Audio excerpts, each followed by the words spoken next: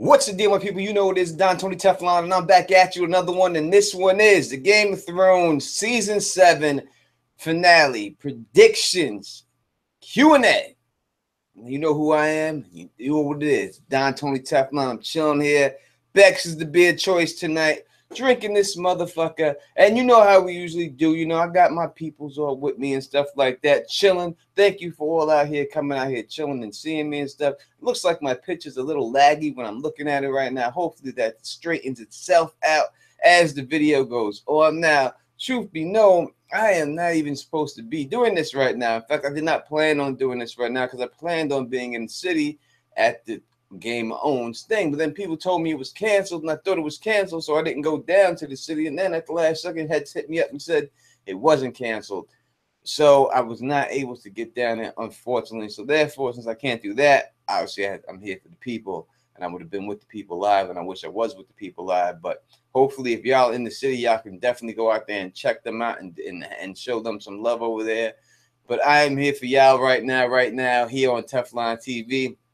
With the fact that I was planning on going down there and planning on doing that, I did not even really ask anybody to jump on this with me. So it's basically you and I, just like old times, the way it used to be, running this situation. And since I never gave a review of last episode, a formal review of it, I never did that.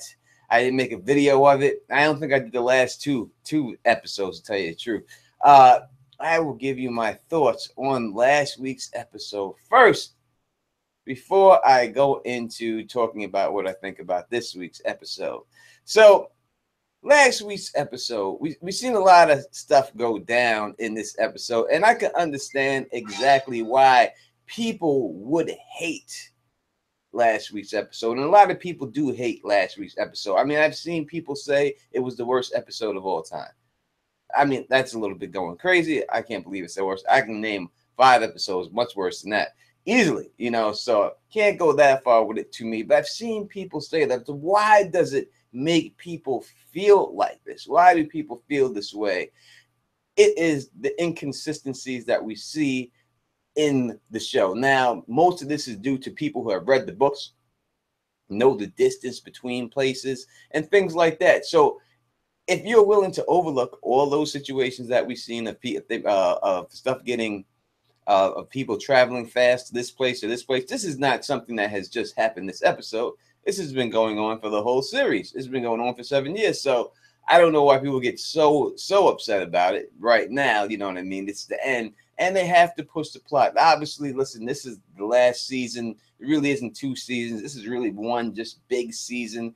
And if you look at it like that, if things are flowing the way they should flow, if you look at it as just one season, right? This is as fast as it would go if it was just one season. If they had 2 seasons, they could have dragged it out longer. Now, if they would have dragged it out longer and it would have been a full 10 season, this is all the really nuts and bolts, what we got so far.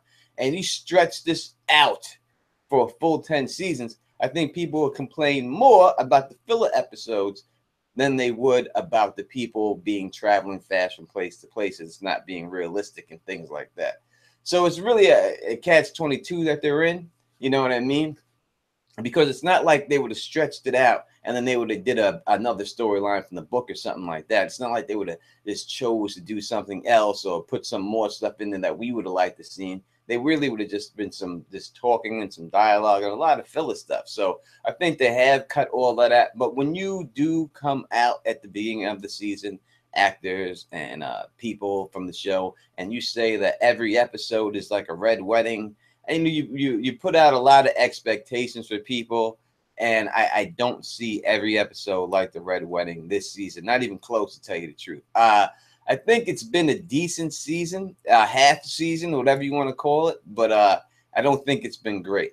In all honesty, the biggest problem I have with this season is that ain't nobody really got yet. I mean, this is Game of Thrones, and people are supposed to be dying and stuff right now, but we don't see people dying here at all, right? We see a lot of people still alive. I mean, all the way to this time, and we don't have no deaths. I mean, we see a suicide mission that we seen we needed more people to get taken out. You don't just bring the fluff characters that we know are going to get taken out. We really need to see some heroes die. Now, I do expect a lot of these heroes to die next season, and that's the way they're going to play it. But I would have liked to see a couple of people more get taken out this year. I think it's been kind of slow there when it comes down to people being taken out and stuff like that. So let me go over here real quick and take a look at the chat over here and say what up to all my people up here. It looks like I have, oh, maybe this is why I'm lagging.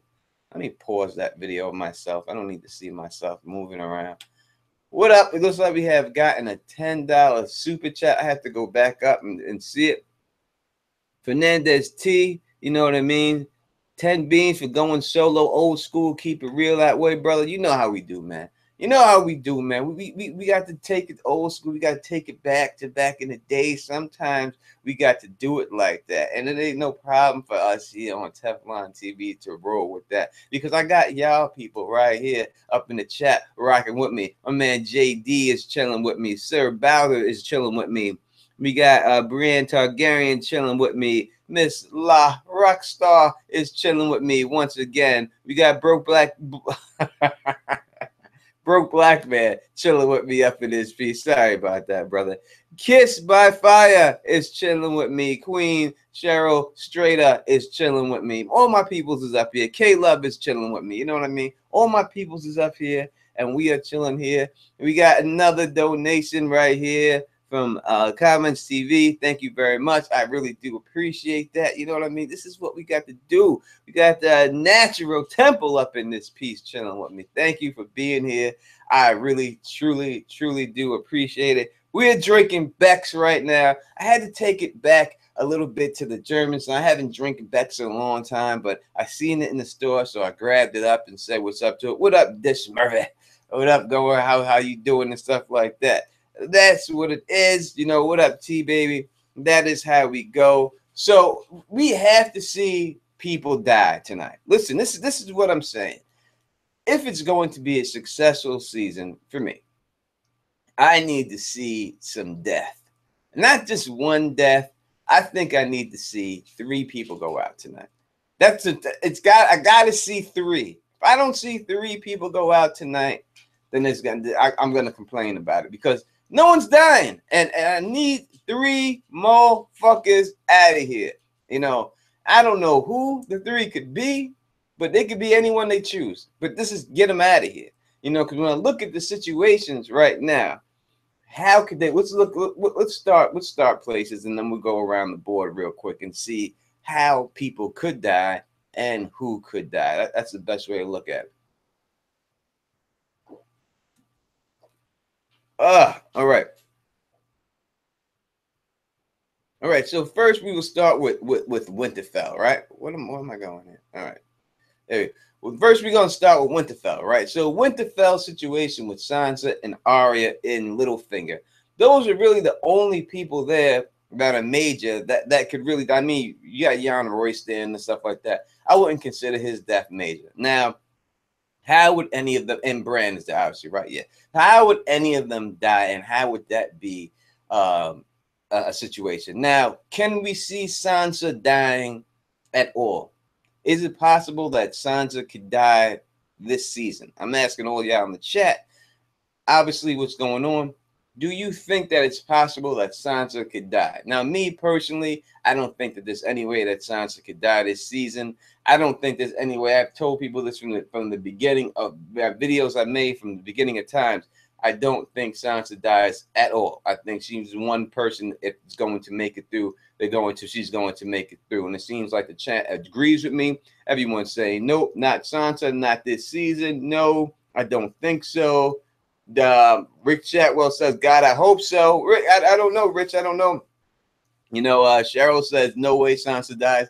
And I have to agree with the chat, and I'm going with the chat on this one too, that it's impossible for me to see at all any way Sansa start passing away this year. Now, before we go on to the next character, we just got another donation. We living it up, baby, right now, these donations. So thank you so much, Common Sense TV. Thank you so much for the inspiration from Facebook messaging to start my own channel, own Comic immediate reactions haven't been a hit, all because of your inspiration. Much love to you. You're much love. You're the man. You know, that's so great. Thank you so much for even saying that. You know, things like this I don't even know about.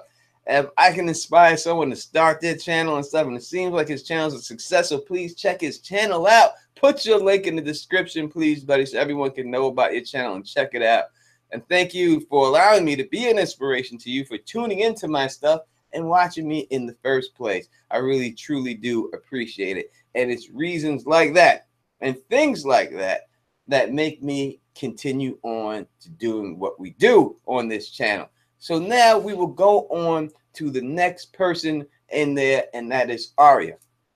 So do you people in the chat think that it's possible anyway that Arya Stark dies? Now, if she was going to die, how could that happen where she is at? I can't see Sansa killing her. I can't see Littlefinger killing her.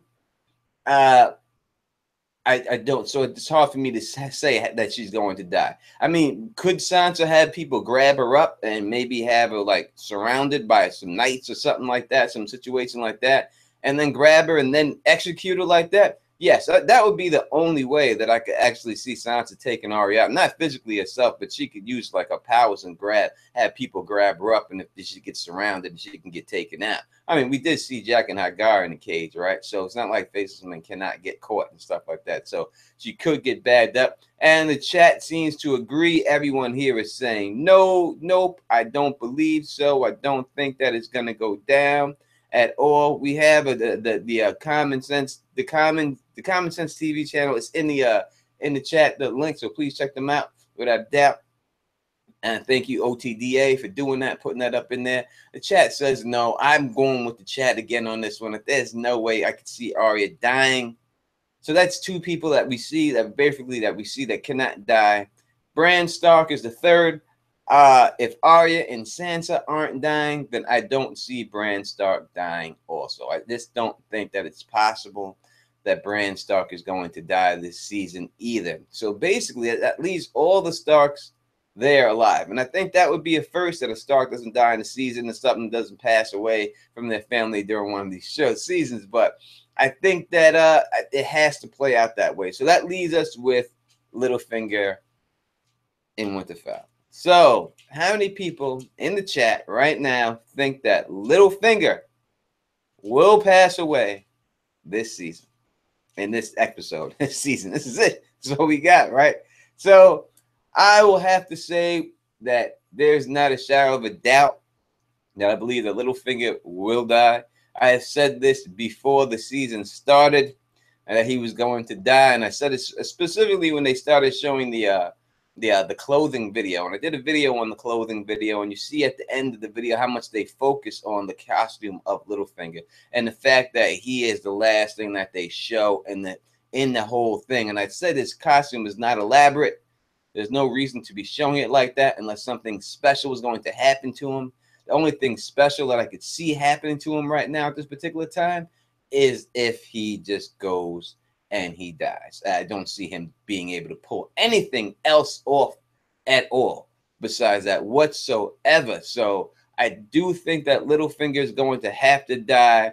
Chat says that they believe that Littlefinger is going to die also. We have Sam says she's going to die. A lot of people, Kevin Cleary says he's excited. We got a hashtag Team Baelish from Melissa Robinson, does not want him to go down. You know, we have AU Pack Mules up in the chat. What up to my brother AU Pack Mule up in the chat? You know, we see it going down. Most people here in the chat are saying that Littlefinger will be dead this episode, and I have to agree with you without a shadow of a doubt. Littlefinger will pass away this episode. There's no way around it. He has to die, and that's it. But how he dies is up for debate. Now, how can he die? Can Sansa be the one to kill him? We know that she has the cat's paw dagger last. Could she be the one to do it? But then we seen Arya get given the cat's paw dagger from Bran because he said that she would be more effective at using it. So will it be Arya to kill him? Now, I always thought myself If Littlefinger is going to go out, he was going to go through the moon door. And that's what I've always believed. I've done videos on it. I always thought that he would be pushed out of the moon door, and then he would be known as the bird who couldn't fly. I thought that's what his should be. I thought that was a fitting death. I thought that's the way it was going to go down. But I will just say that it doesn't seem like that is going to go down. That may be something that I got wrong. I don't get a lot wrong, but it may be something I did get wrong for show. And I still think that quite possibly it could happen like that in the show. But for show purposes, from what we've seen right now going down, we see Arya as an assassin. We haven't really seen her assassinate anybody that much recently, right? And we've seen the phrase and everything else. We have seen that, but we haven't seen it. Not showing her going through these steps with Brienne out there for no reason. They're not doing that. They're not showing all that for any reason. Now, I still have to believe that it's game between Arya and Sansa. I don't believe that they have beef whatsoever. I can't see it that going down. What would be the purpose of them having beef if we have all this training that we've seen Sansa go through, all this training that we've seen Arya go through, and now all of a sudden, when the chips are down, they fall for Littlefinger, some guy who's never really been in Winterfell, has a better spy network than the people running Winterfell? You would think that Sansa, learning from Littlefinger, would have her own spies walking around up in there and would know exactly what Littlefinger is doing. Because if she's taught her anything, he's taught her the power and the ability of what spies do. So I would think that that is what it has to go. I do have a couple of super chats right here, and thank you for all of them. This is very nice for y'all to do this. It means the world to me. Let me go back and see what they say. See if we got some questions here. One is from my boy Joe Swag. Joe Swag is a patron of mine, but supported me for a very long time. Thank you, Joe. I really do appreciate that. He says Teflon TV deserves some love. Thanks for keeping us entertained this season. It means a lot to me. Thank you, man. It really means a lot to me for you watching me more than than anything. I really do appreciate it. We don't get the most views here. We don't get a lot of viewers. We don't get anything like that. We do it for the love of everything and stuff like that. And truly do appreciate everyone who stops by here and watches us. We have another one from Erin, and she says, yes, thanks, Tony Teflon, for the pre-games and donates, the most money out of anyone so far. Thank you so much. I really do appreciate that. I really do help y'all. If I was doing this for shots, y'all would be getting me drunk right now. We gonna stick to these bets and just keep shotting this down for you.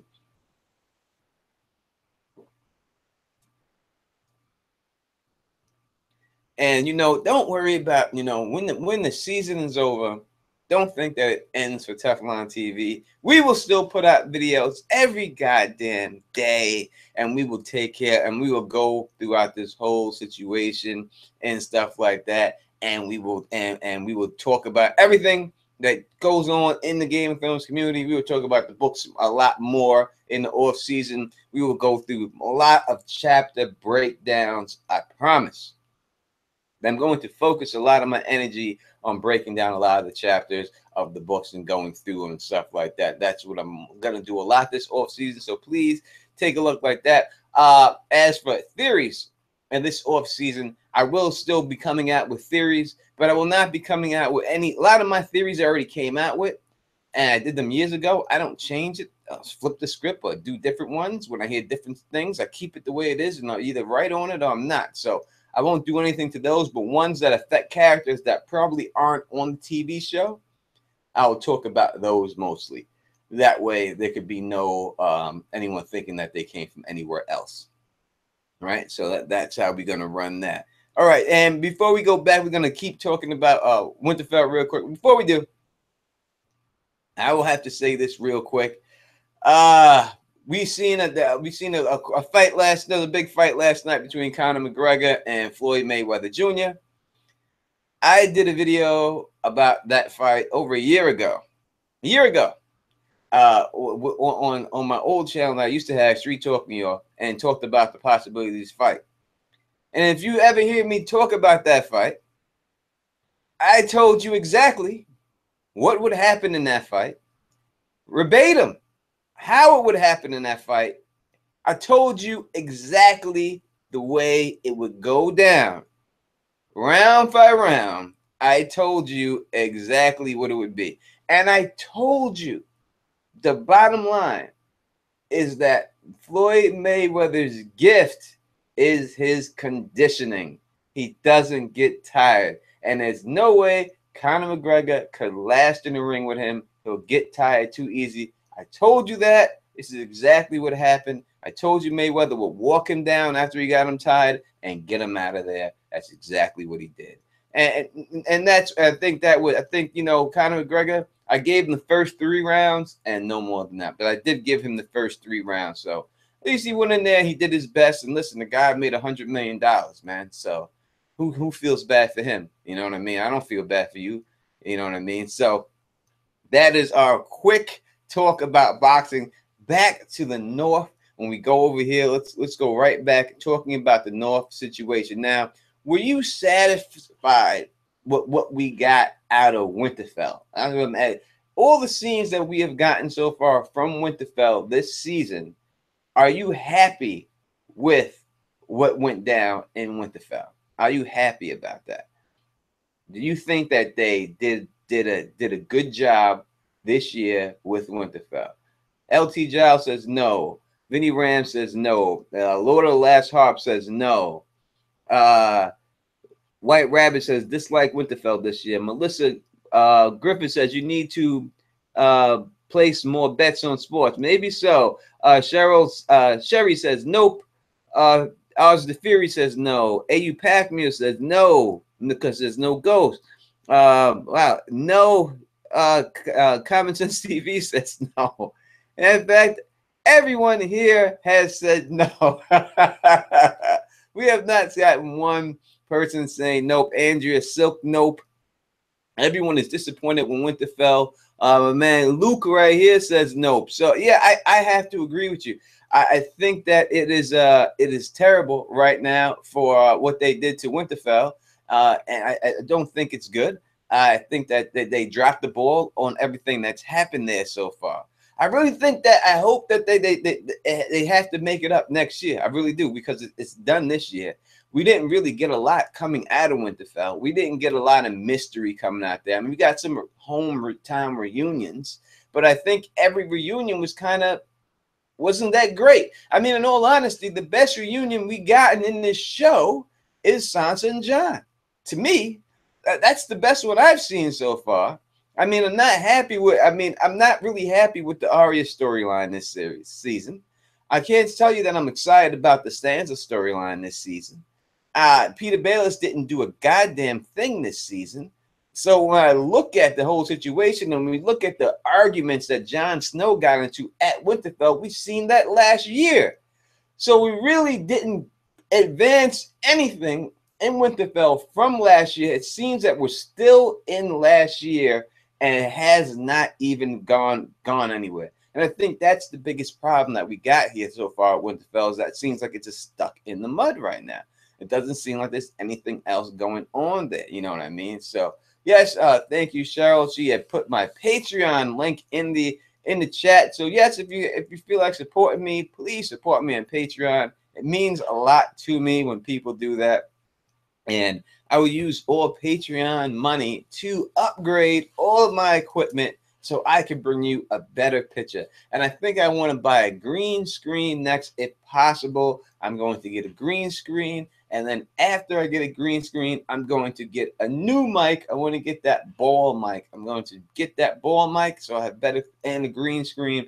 And then after that, I will probably try to buy a new laptop. So that is what I'm going. But those are the first 2 things I'm trying to get. So please support me on Patreon if you choose to. It will help the channel out a lot. I truly do appreciate it. So let's see. You need a faster internet setup for your bit rate so you don't get no lag. Yeah, I no doubt about it. I definitely do. I could definitely upgrade that. I have a lot of internet power here. In all honesty, I have a really good connection here when it does go through and stuff. But I do have a lot of things drawing on it right now. So that is issue with it and stuff like that. And these internet companies, they be slowing you down on purpose, man. And don't be thinking that they don't. That's what they like to do. They like to just to slow you down and do that, and that's how they get down here. You know what I mean? People right here. I answer all questions. It says, what's it say right here? Cammy Gonzalez. What was that? It says, Tony, why have you been MIA on the small council? I have not been able to get on the small council for the last couple of weeks. It's just been a conflict with my job. So that is the reason why I have not been able to get there. But believe you me, I will hopefully be there this week if I can be, and stuff like that. I do plan on going back there. It's got nothing else but that. Hopefully I can get there this week. So last week. So I plan on most likely trying my best to get on there for the last week and doing the final episode with them. So hopefully I'll get there. But that's the only reason why. It's just been a conflict of my time, and this hasn't been messing up. Common Sense TV says, will Brienne be the reason why Jaime may kill Cersei? Me personally, I don't think that Jaime killed Cersei. I think that a lot of people think that. Seems like it is possible, but I think it's too easy for Jaime to kill Cersei. I don't think he will go that route, George R. R. Martin. It's too easy for him to kill her. It's just too poetic. So I don't think that would be a reason, because I don't think that he's going to be the one to do it. Now, do I think that Jaime and Brienne will get more intimate and more closer? Yes, I think they have to. Because I do believe that they'll probably die together when it's all said and done. I think they'll die fighting the White Walkers or some situation like that when it's all said and done. But I do believe they both will die. I don't think that they will survive. In fact, I don't think most people will survive this show when it's all said and done. Probably 5 to 4 people out of the main cast that we see will be alive when this show is all said and done. I can't see it being many more. I mean, you got to have at least one per great house. So you have one per the great houses. So you got to have a Stark survive. You got to have a Lannister survive. You got to have, I don't see a Targaryen surviving. Who's that going to be? Baratheon survive. You're going to have one from every house, I think, but we got people there. You got Tyrion's going to be, obviously, that's going to be the Lannister. If anyone's going to survive, it's going to be Tyrion. The Stark's going to survive, it's going to be Sansa. If it's going to be Targaryen survive, I don't know. It's not going to be Jon. It's not going to be Daenerys. There's no way they're living. I can't see that happening. Daenerys has to die. She's killed her brother. She's a kinslayer. She allowed that to go down, so she still has to pay for that. So I can't see her living. And Jon Snow, as I said, when people come back to life, they usually die. I can't see anyone coming back to life and staying alive. Never seen that happen in any show. Can't see that happening now. So I don't think that he'll be alive. So I just think that most people will be dead when this is all said and done. I can't see a lot of people living. There's just no way. That's why I think it's crazy that so many people have survived this season. It's just nuts to me how many people have survived. That's just a crazy situation.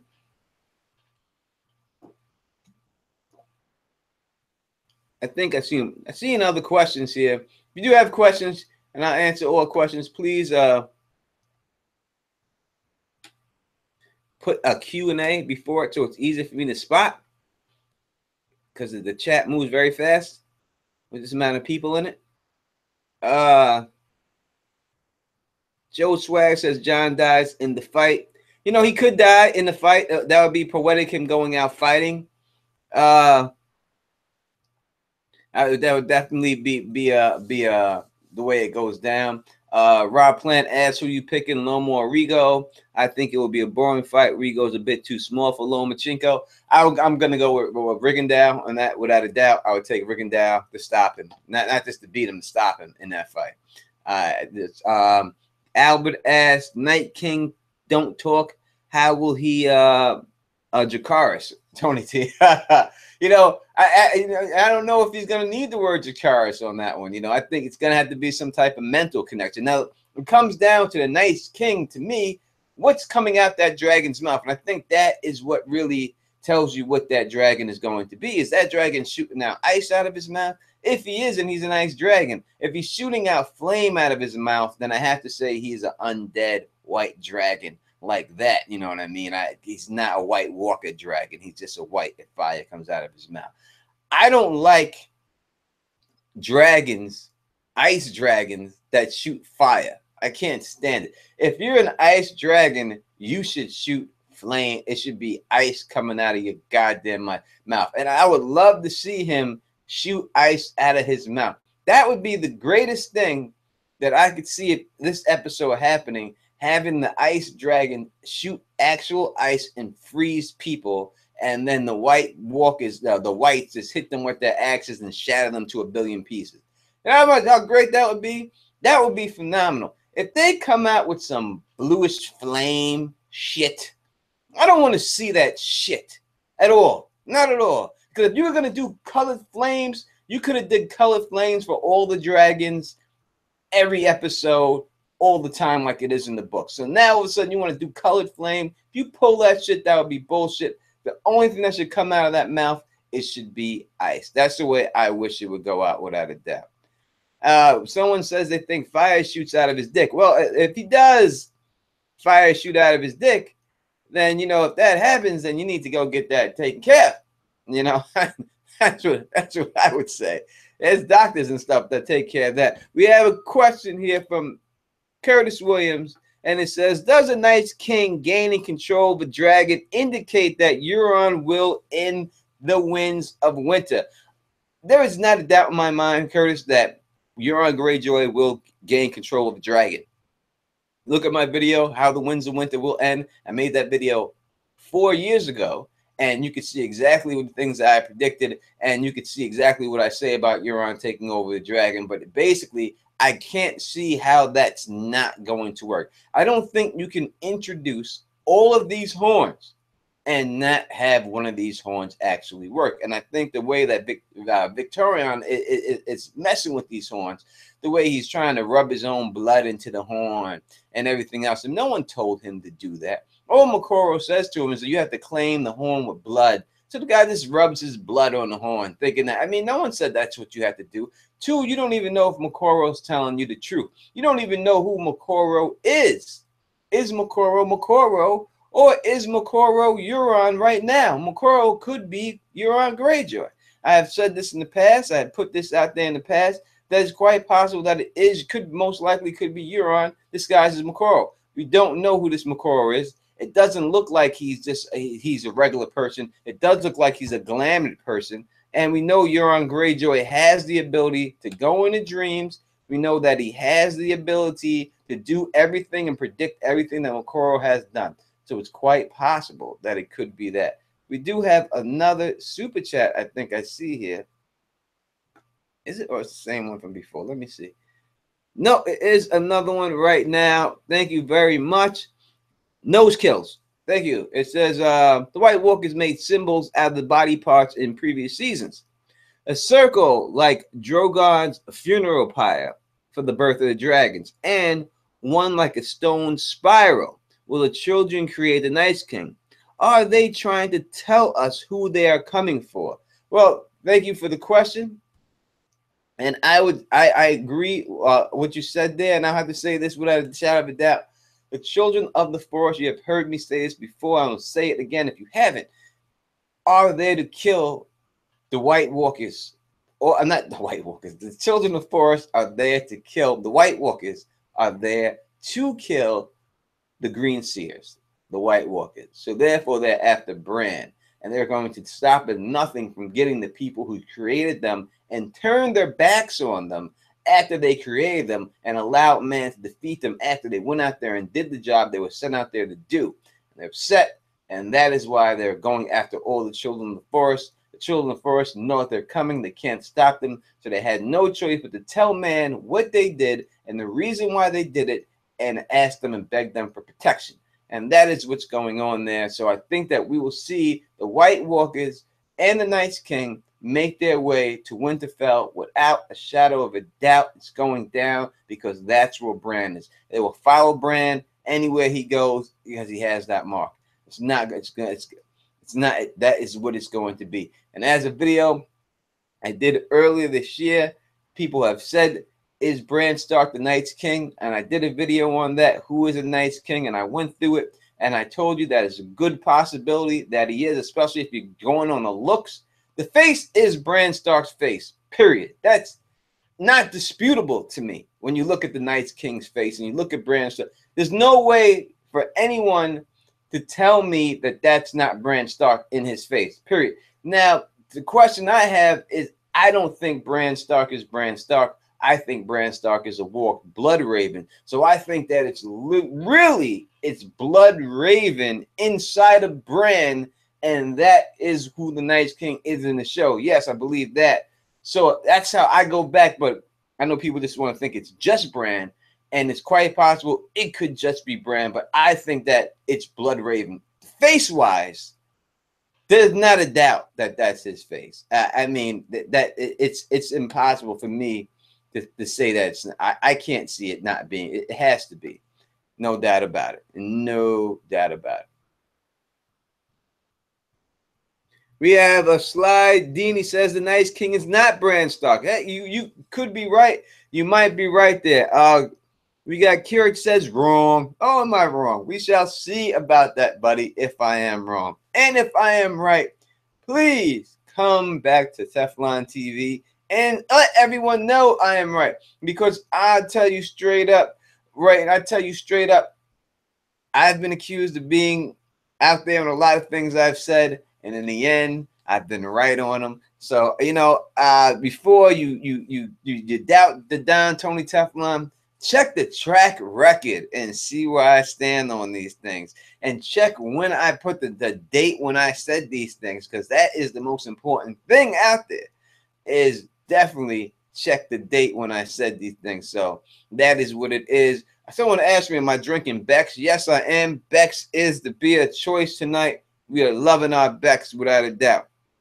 And at the end of the season, I'm going to do a video of everything that I got right this season and everything that I got wrong this season. I'll do a couple of series videos through them all so that we will go through the things I got right.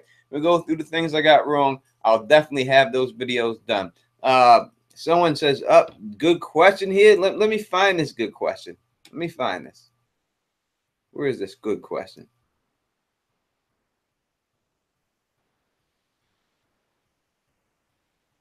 Good question. Who asked this good question? We have one here. It says, old man said crows are all liars. What does that mean for Bran?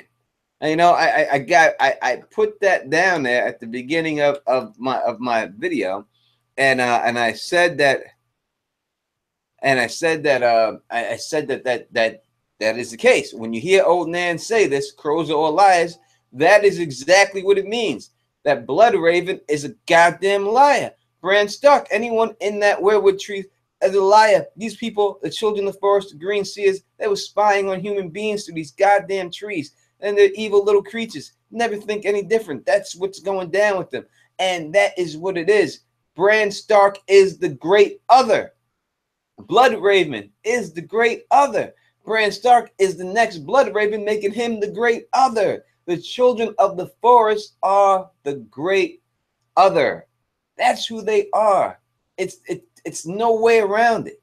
When Melisandre sees him, that's what she says. But the only reason she says that he's not the great other is because he's not ugly enough.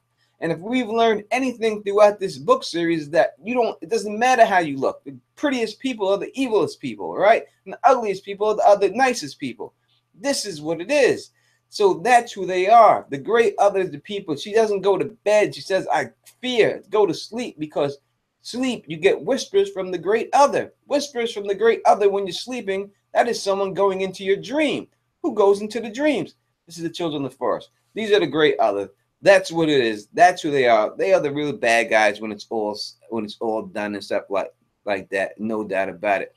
We are going to go back and go back to a couple of questions. And I know I passed some, I've seen them go by, but that is what happened. Curtis Williams asks, which storyline from the books did you expect to be much more as of now, but has been disappointing so far? That is a very hard question. Say it's been disappointing right now. From the books, you know, right off the bat, the narrative storyline in the books is very disappointing. If I had to say anything, that's been disappointing. Arya's storyline in the books is disappointing to me. I'm not happy with that, her story, and Daenerys. I would say those two, more than anything else, would be the ones that are very disappointing to me, the most in the books. That it's just Daenerys is just dragging. It's just dragging out so long. It's just taking too long. I mean, and that's the bottom line. The best storylines in the book that I like to read the most. I like Victorian Greyjoy's chapters. I liked his chapter. I like the epilogue chapter in the Dance with Dragons, prologue chapter. I like the Winds of Winter chapter. I think that Theon. I like his chapter. I like what is that? The epilogue chapter in the Dance. Who was that? Hi. How are you? Me, I'm good. Can you hear me? I can hear you. I can. Okay. Did I interrupt you? I'm sorry. No, it's quite all right. I'm just waxing poetic here by myself. That's all. You know what I mean? So it's quite all right. I'm happy that you have joined me and stuff. I'm sure people probably getting bored just listening to me.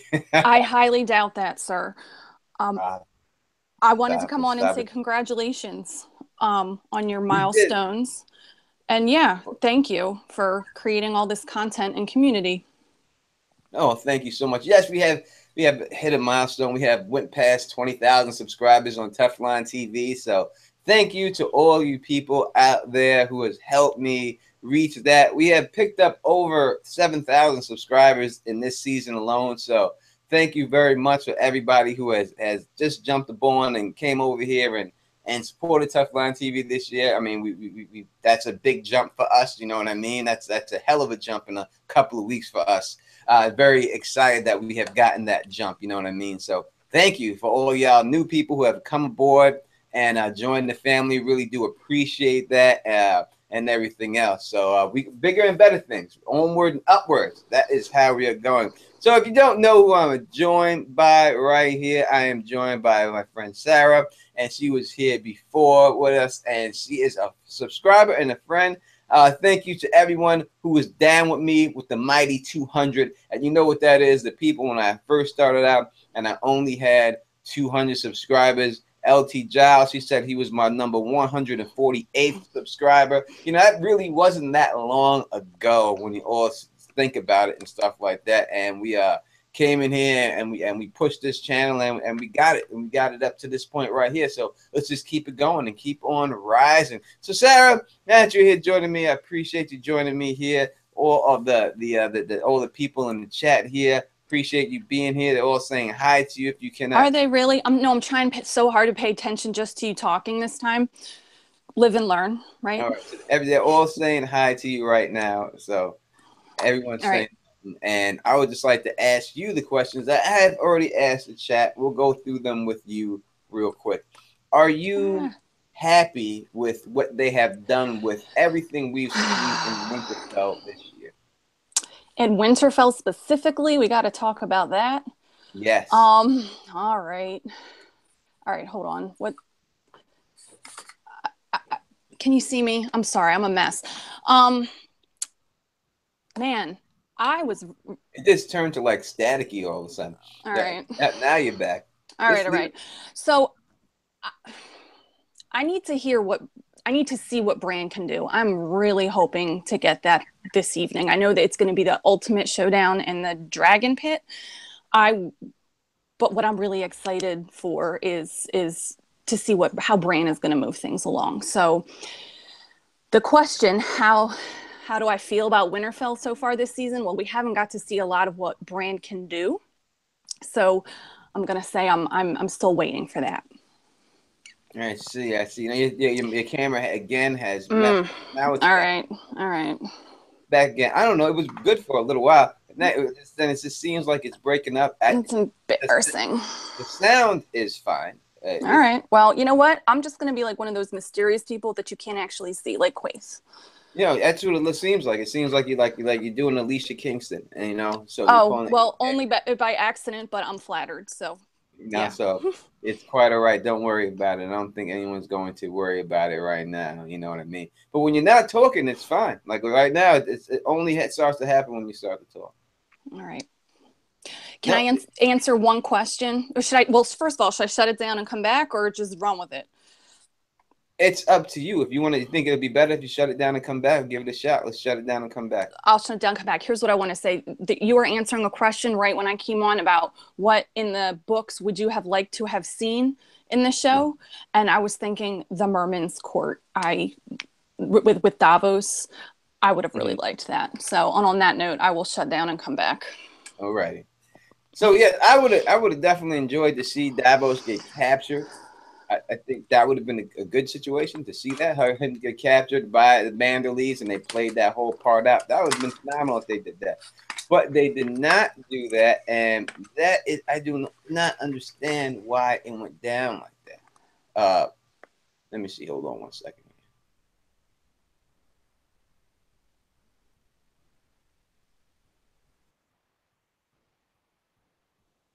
All right, there we go. So I think that should be good until she gets back. I just had to put the mute on that one because, you know, I could hear it bleeding through and stuff like that. So definitely would have loved to see that. I'm just going to the people in the chat. What would you have liked to see from the books that they did not put in the show?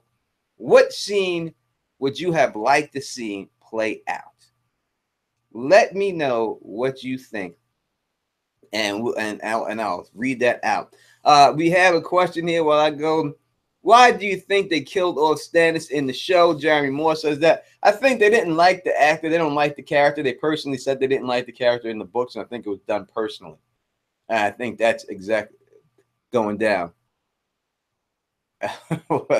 Without a doubt, you know, I think that is what happened there. So I think they just didn't like him personally. I mean, Dan and Dave, they get a little petty sometimes, you know what I mean? So I think that's exactly what happened. Right here, we have people saying that they wish the Stoneheart was there. Patch face stuff was there. Ghost of High Heart.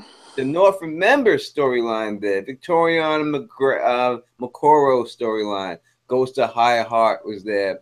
Faceless Man at the Citadel and Patch Face. Patch Face again. D&D Stay Petty. Lady Stoneheart says Sherry. LT Giles says Vodka. Vodka. I like Vodka too. Hate the Pig Boy says Kurt.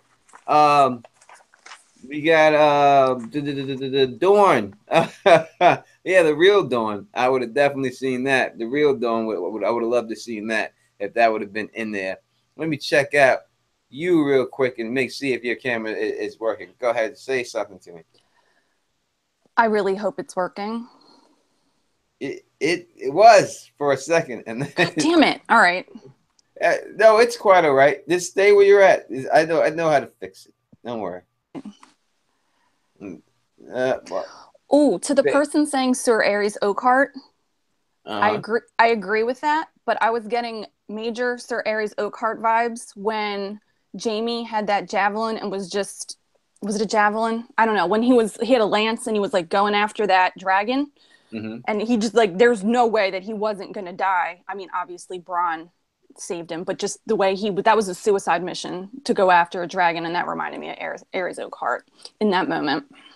Yeah, you know, it was a very brave moment of Jaime when he did do that. I don't give the guy a lot of props for a lot of things. You know, I just think that, look, you've seen him try to do it before with Robb Stark. He's tried to end the war himself. He wound up getting himself captured doing it. And we see him try to do it again with Daenerys and try to stab a woman when she's not looking. I mean, I guess it's brave. I guess the bravest thing we could say is that basically the dragon is there. But you know what I mean? I think that when the dragon turned his head, he realized what the fuck he did wrong, and then he had second thoughts of it. But luckily, Bronn is there to save the day as usual for him and stuff.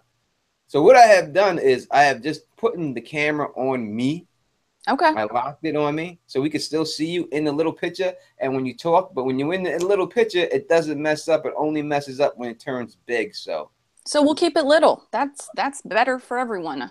no, it's not. I'm sure a lot of people would rather see you than me, without a doubt. You know what I mean? So another question I'll ask you is that who will die in Winterfell this episode, if anybody?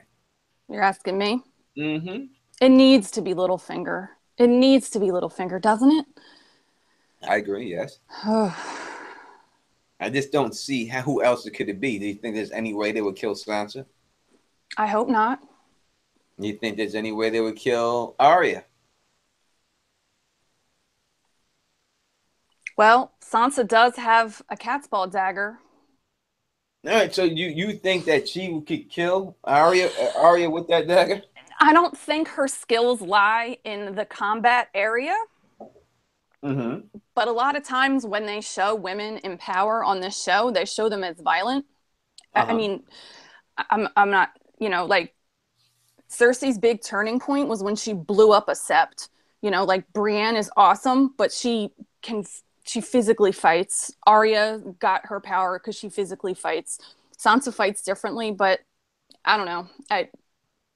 I'm just talking at this point. No, you're saying I think that the what is likely being set up is Littlefinger's going down. The sisters are going to realize they're both being played. Maybe Bran helps with that. I get my Bran moment, but I don't know. We'll see. I as much that gets spoiled, there's still surprises. So let's see. That's why I'm still excited for tonight. So maybe I will be surprised.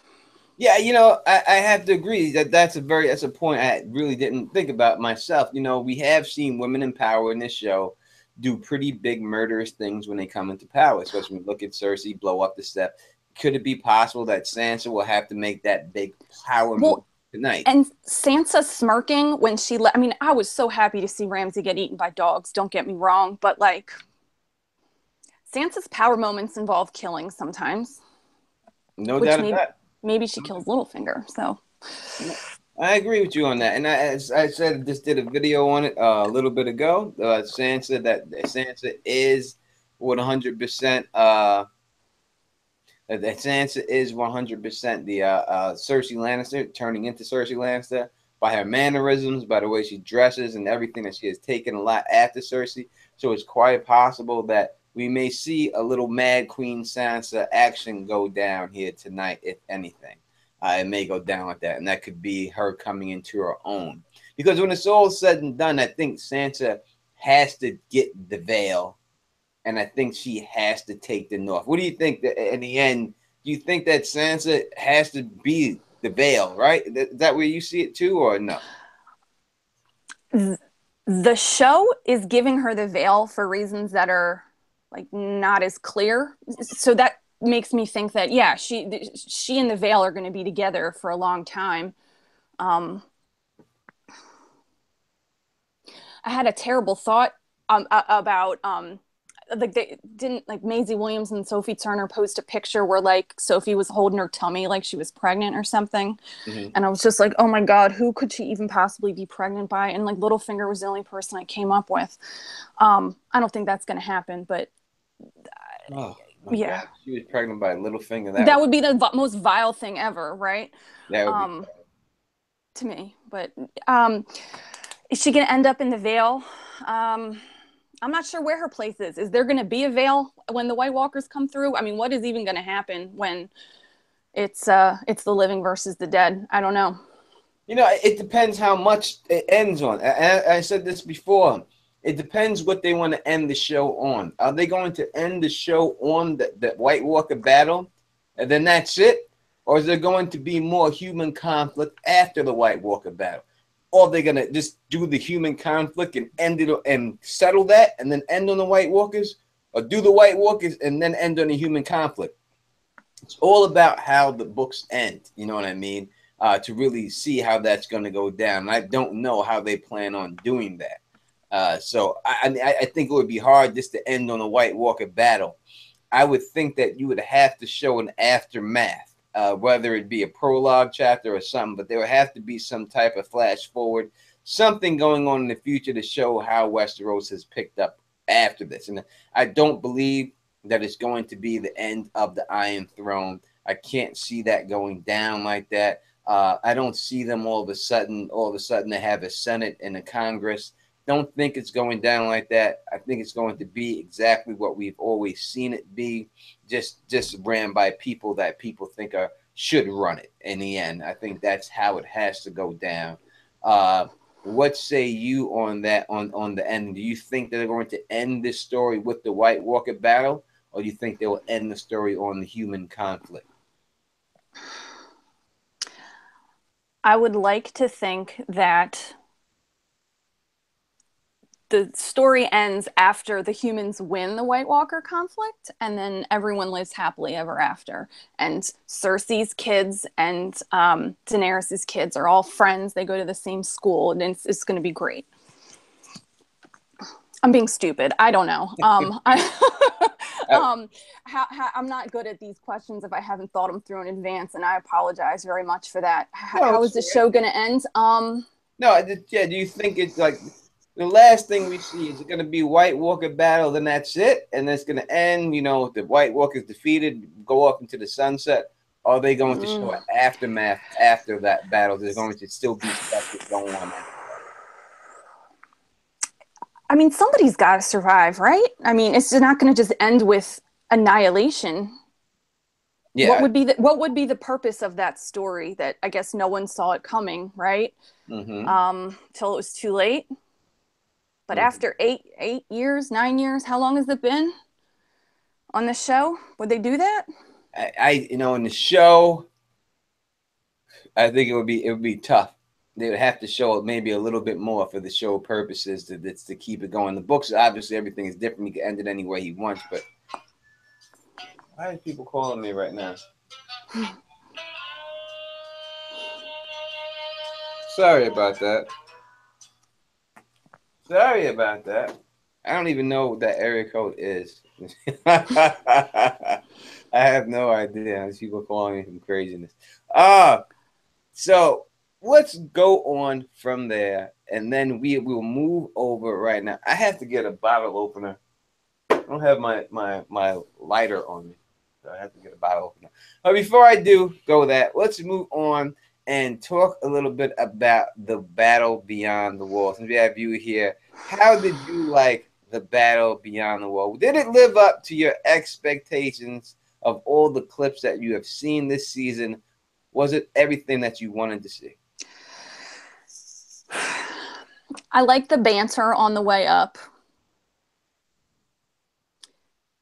Mm-hmm. Yeah, I mean, I like the banter on the way up. I mean, something major happens. We got 3 dragons north of the wall. That's huge, right? Mm-hmm.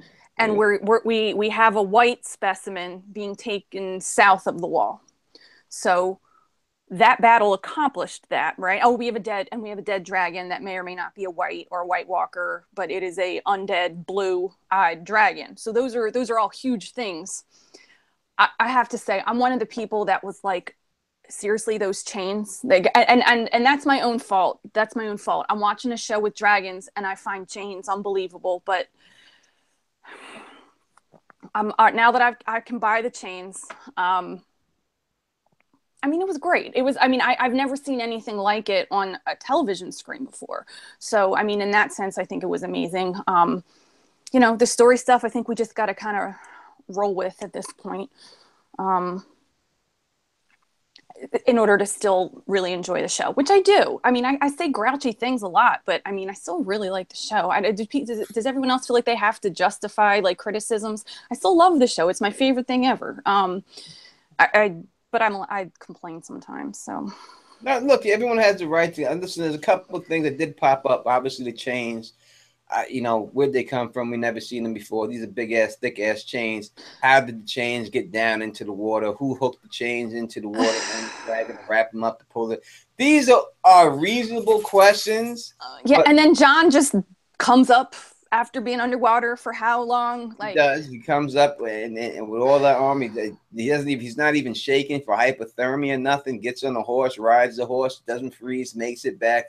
I mean, listen, there's a lot of things that you can say. But the bottom line is this is a different world, right? So yes. we don't know. These are people that we've seen walk through fire, at least one of them, right? So it's Yes. got to be believable that maybe these people on this planet are immune to cold a little bit better than we are on this planet. That maybe that's the reason why they're able to do all these things. Yep. I don't know. It The could be. Starks are special that way, right? Well, there's nothing in the books that specifically points to them Oh. having cold resistance, but it would seem that they do have some, just like the Targaryens do seem to have some heat resistance and not immune to heat like Dany is in the show, but they do have a little heat resistance, and I think the Starks have the same thing with the cold. Let's run with it. Yeah, so I can understand why people get mad about it, but you know, it is a TV show, and some things I don't think you have to nitpick so much. I know a lot of people like to nitpick. You got to enjoy it for what it is, and that's what I try to do. You know what I mean? But I do understand why it did have a bunch of things that are unexplainable. But do you have to explain everything? I mean, I guess when you're dealing with a Game of Thrones, a Song of Ice and Fire fan, maybe you're dealing with a higher level, a more detailed, conscious fan that is going to point these things out. This is not like you have a bunch of people watching the CW and and watching Arrow here and stuff like that, and you can get away with stuff like that, with boxing gloves on arrows and punching people with them and shooting them at people.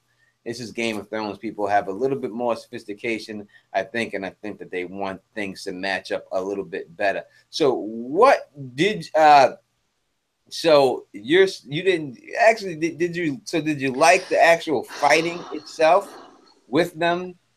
Did you like that the battle scene, the way it happened, them sitting on there, you see the Hound throw a rock, hit the guy in the how head. many days were they on that frozen lake? Yeah, it's not crystal clear. We just don't think about those things. Okay. I mean, I was laughing at like how many times have you been bored and just thrown a rock? So I was kind of laughing at that. But am I echoing? Did I mess something up? Nope, you did All not. right.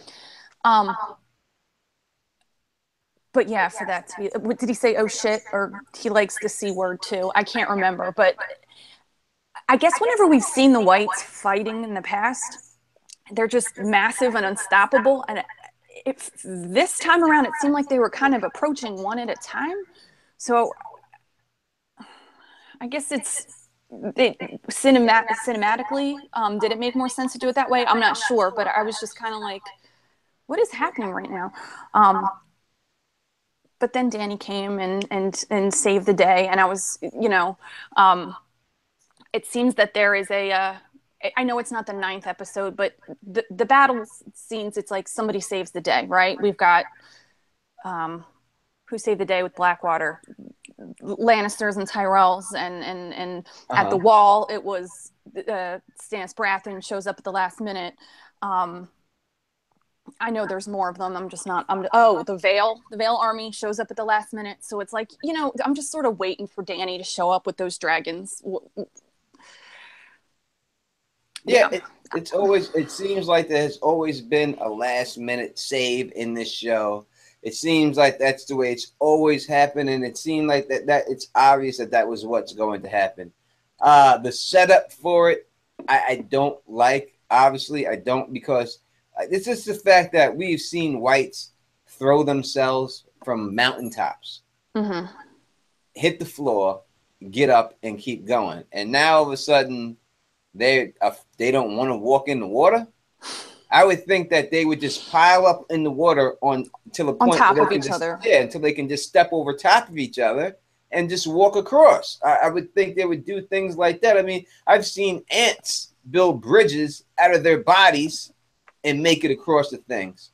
So if ants do that and step across each other, I would think, and they have sense, I would think these whites who are willing to throw themselves off of mountaintops would be willing to do that and just pile up in that river till they can just step across. It definitely was a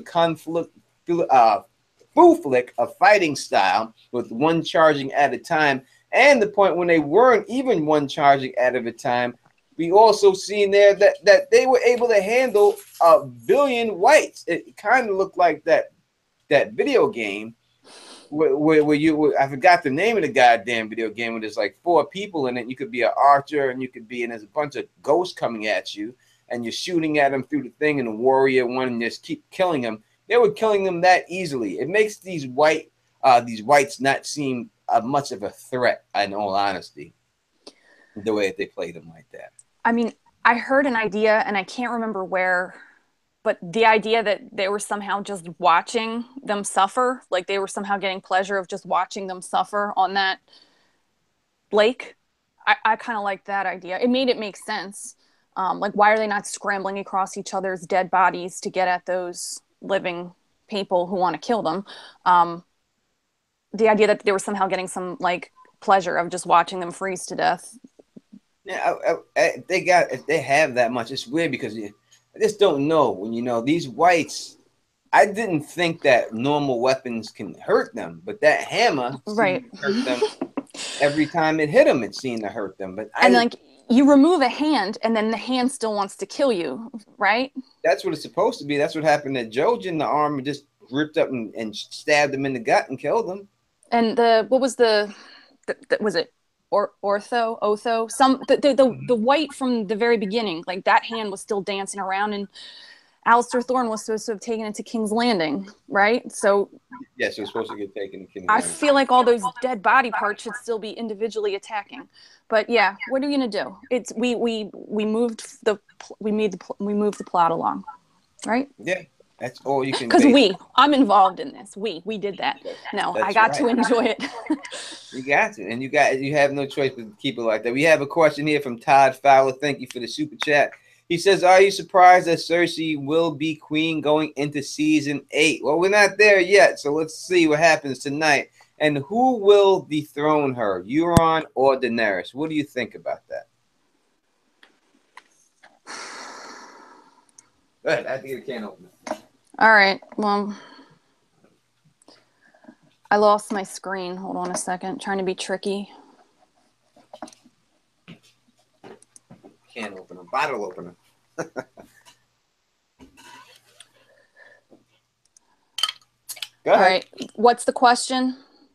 The question is, are you surprised that Cersei is still queen going right now, and she's going to be dethroned? Who is going to dethrone her, Euron or Dany?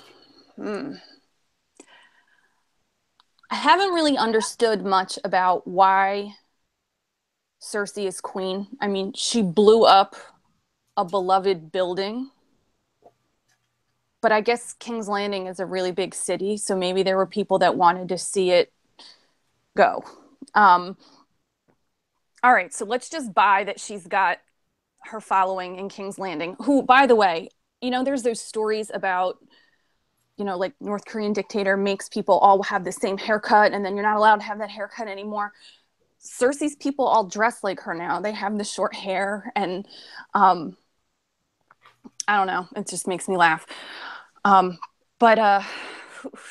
what do I think about Cersei being queen?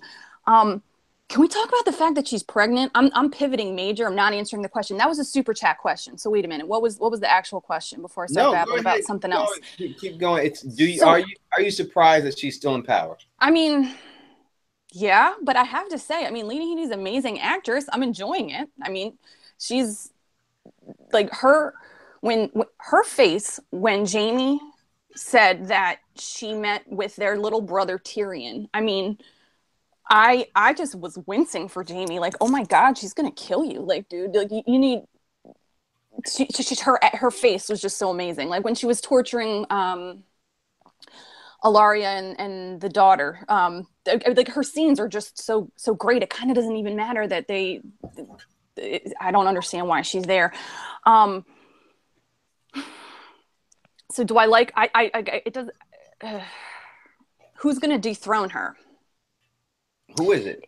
Is she going to announce when is she going to tell people she's carrying Jamie's baby. I mean, Only because she said she's gonna tell everyone that it's Jamie's. if it shows, I think she will. But I don't. It all depends. If that belly gets big.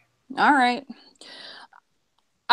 Yeah. I mean, there's people who think she might not be pregnant. Of course, that's always a possibility. But I don't know. I tend to get wrapped up in the soap opera aspects of these things, and even if it's not really that helpful, but yeah. So I don't know. Where is Yara, by the way? Like, where is Euron and Yara? Are they showing up tonight?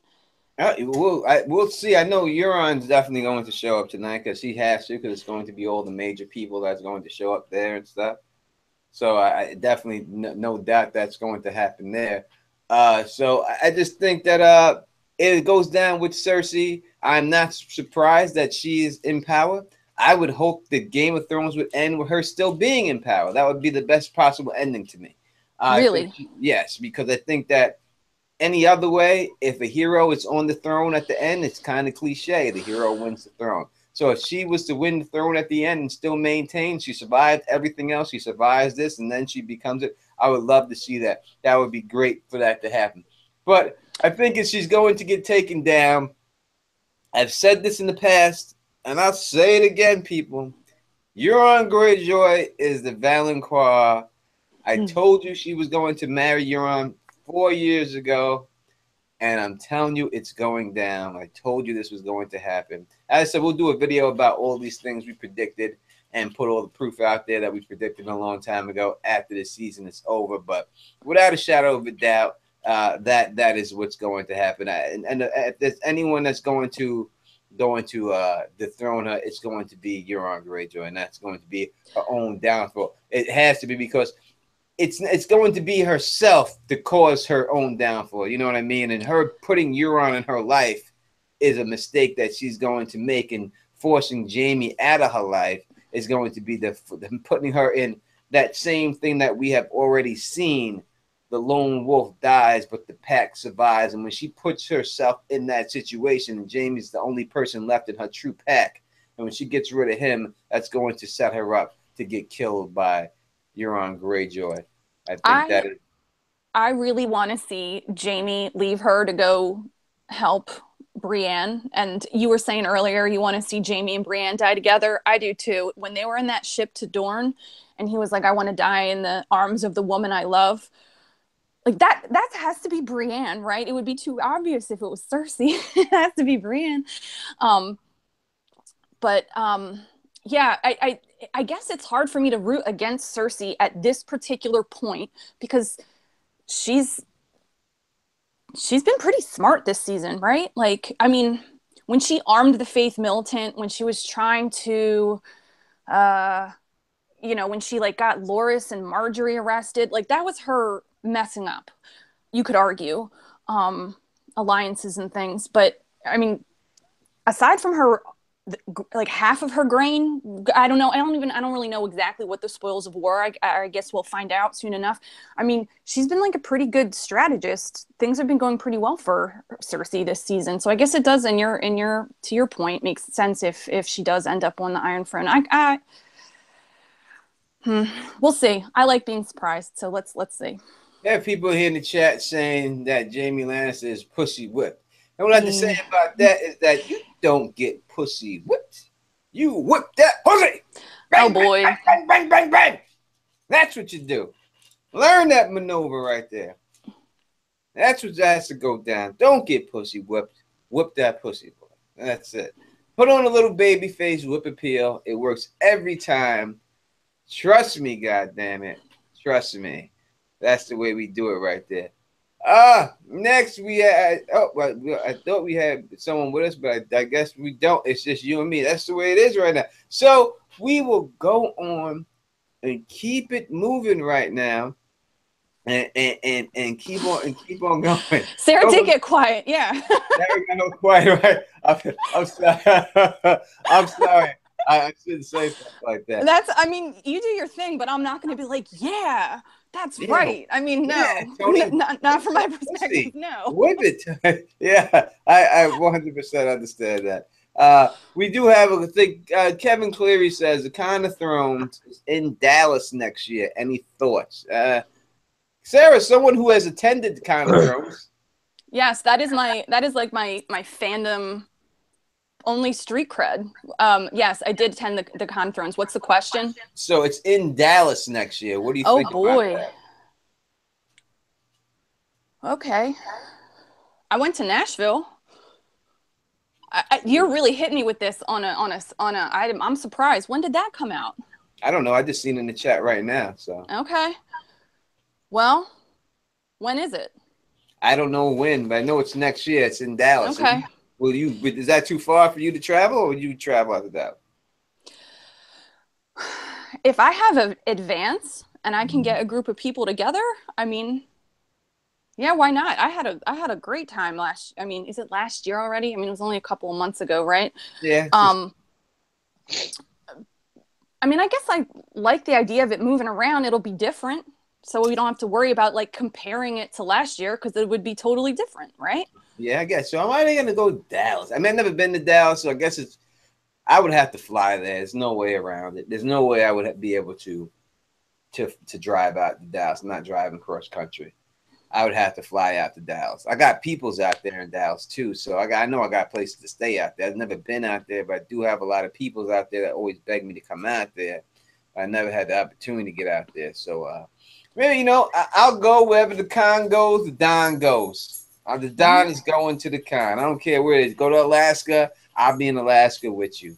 Alaska. I'll go the fuck up there. Be in the north. Let's get it popping. All right. And see what it is up there. Mo Genie, are you there? Yeah, what's up, Chief? What's going on, man? How are you? Oh my God, man. Lost my voice. Got into a fucking car accident, was yelling with the guy that hit me. Oh no. Man. Oh man. I lost my damn voice fighting with this man. Are you all right or what? Yeah, everything's kosher, man. It just took a while to get all the paperwork done, man. Sorry about being late. Nah, don't worry about being late. Yeah, be in one piece, right? Right. Yeah. Yeah. This ain't got nothing to do with that. Be late, you can be late all you want. A situation like that happens. Who cares? Jesus, I'm just glad you're okay. And that's scary, man. Listen, car accidents are a very scary situation. We live in a scary time at this particular time in the world, and things just jump off. So I tell people all the time, you can't take anything for granted. Don't take any person for granted. Don't take anything for granted. You don't know what's going to happen.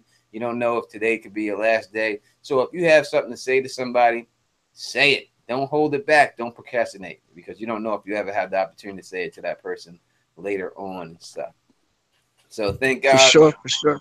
Thank God Mo Genie is with us and healthy and stuff like that. We won't strain your voice too much, Mo, but we'll go through a couple of questions that we have asked already real quick. Again, are you satisfied with what we gotten out of Winterfell this season?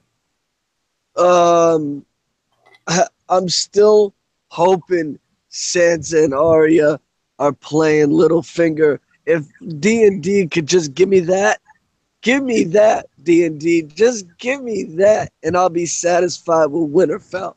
If they don't give me Sansa giving Littlefinger the dagger at the end, I'm going to be disappointed, just like I was with Arya and the Bravos deal last year, man. I hear you. And what about the Battle Beyond the Wall? How are your feelings on that? Battle Beyond the Wall was amazing.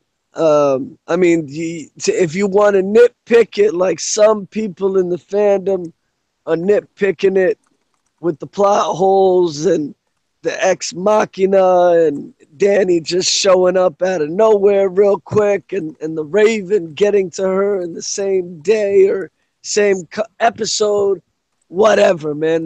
The fight was amazing. I hear you. There's a lot of things that are definitely wrong with it. But overall, I think it was definitely good and stuff like that. You know what I mean? I thought that it was decent and everything else. Is that a super chat that we just got hit with right here? I got to go back. Wait a second. Let's see. Oh, we do. We have a super chat from the beautiful Vanessa. And she says, loving all your content and videos, Tony. You are a sexy motherfucker. No, I just put that in there. I'm sorry. It says, great seeing a fellow NYC/Queens resident doing big things. Congrats on all the new subs. Well, thank you, darling. You know what I mean? This is what we do. Queens, New Yorker. I'm a blood gushing, flushing Queens, New Yorker. That's where I'm from. I'm from blood gushing, flushing. You know what I mean? So thank you for that. And thank you for the super chat. We don't know if we're doing big things. You know, as I said, we just passed 20,000. I don't know if that's big. It's big to us. It's big to where we were at. You know what I mean? And I guess that's all that matters, because here we don't really care what other people are doing. We just care about what we do. And I think that's what happens a lot in this YouTube community, is that people always worrying about what the next person is doing instead of just worrying about themselves and stuff like that. We got people saying, Mo, gargle, man. Gargle with some honey. Drink some honey, brother. You know what I mean? And keep it moving and stuff like that. Gargle with honey, Mo. That's what we keep getting here. Little holes meant to lipsticks or something like that. You know what I mean? In there. You know, I see Wendy Williams dropping the holes in the tea every morning when she on her show. And you got to do that, Mo. Get that throat right and stuff like that. Maybe some salt and water gargling. My mother used to always make me do that when I was little. Yeah, I'm definitely doing the home remedies tonight after the episode. No doubt. Yep, she works in Brooklyn. She's from Queens too. Where in Queens are you from? Left Rack? You from Left Rack City? That's what I think, Vanessa. You might be from Left Rack. I used to go out there in Queens. I dominated every handball court throughout all of Brooklyn and Queens. I'm probably one of the greatest handball players of all time, and come out of the city of Queens. And I'll play anyone still at my age today. I will play anyone, anytime in a game of handball for any amount of money you want to put on it. That is how I get down. So we are going to move from there. We didn't have a lot of different places that we got there.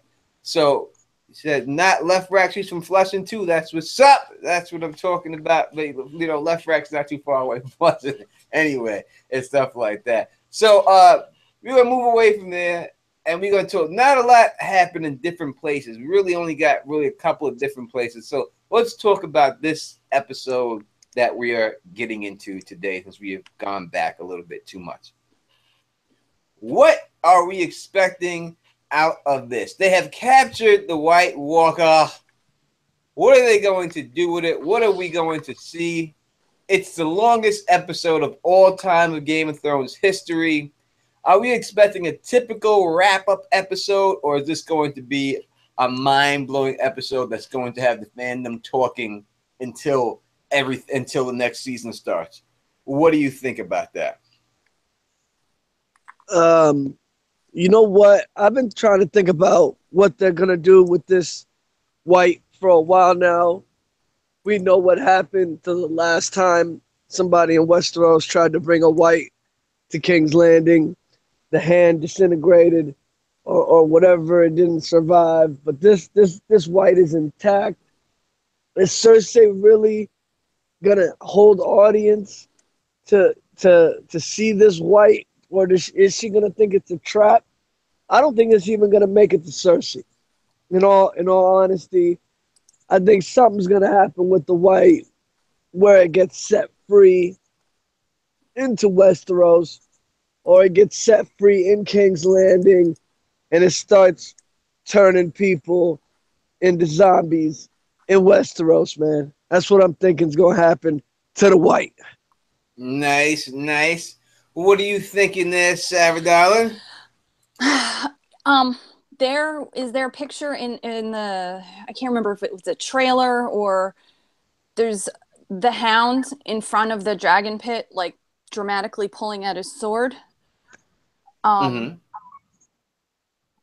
want to see. I in my mind, that's him showing, like him trying to kill the White for an audience, and everyone's seeing that it doesn't die. But if that's happening, then I'm sorry to interrupt you. We're not interrupting. I'm just going to go into this question.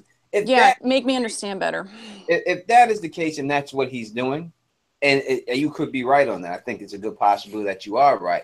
How could they justify that when they have Gendry's hammer killing the Whites?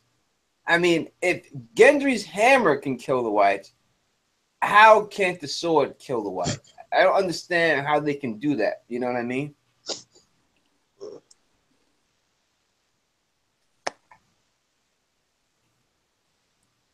Anybody?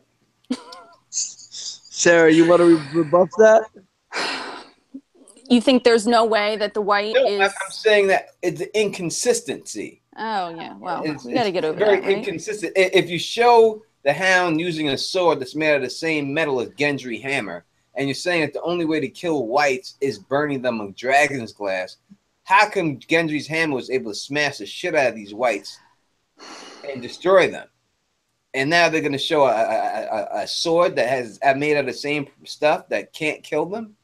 It just doesn't make a lot of sense for them to do that. And I think that's the problem that some people have with the episode and things that they do is things like that. Is it that they're just overlooking it? I think they're too bright to overlook it. I think they're too smart of men. So to me, it makes me think they're just like, fuck it, I don't care.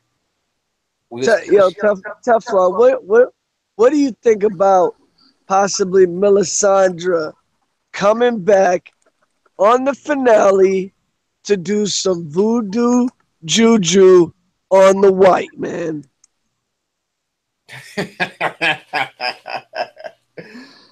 I mean, it's possible, but I don't know if it's really going to go there. You know what I mean? But it's quite possible. Melisandre loves these situations. And do you think we're going to see Melisandre as Melisandre, or she's coming back as the old chick?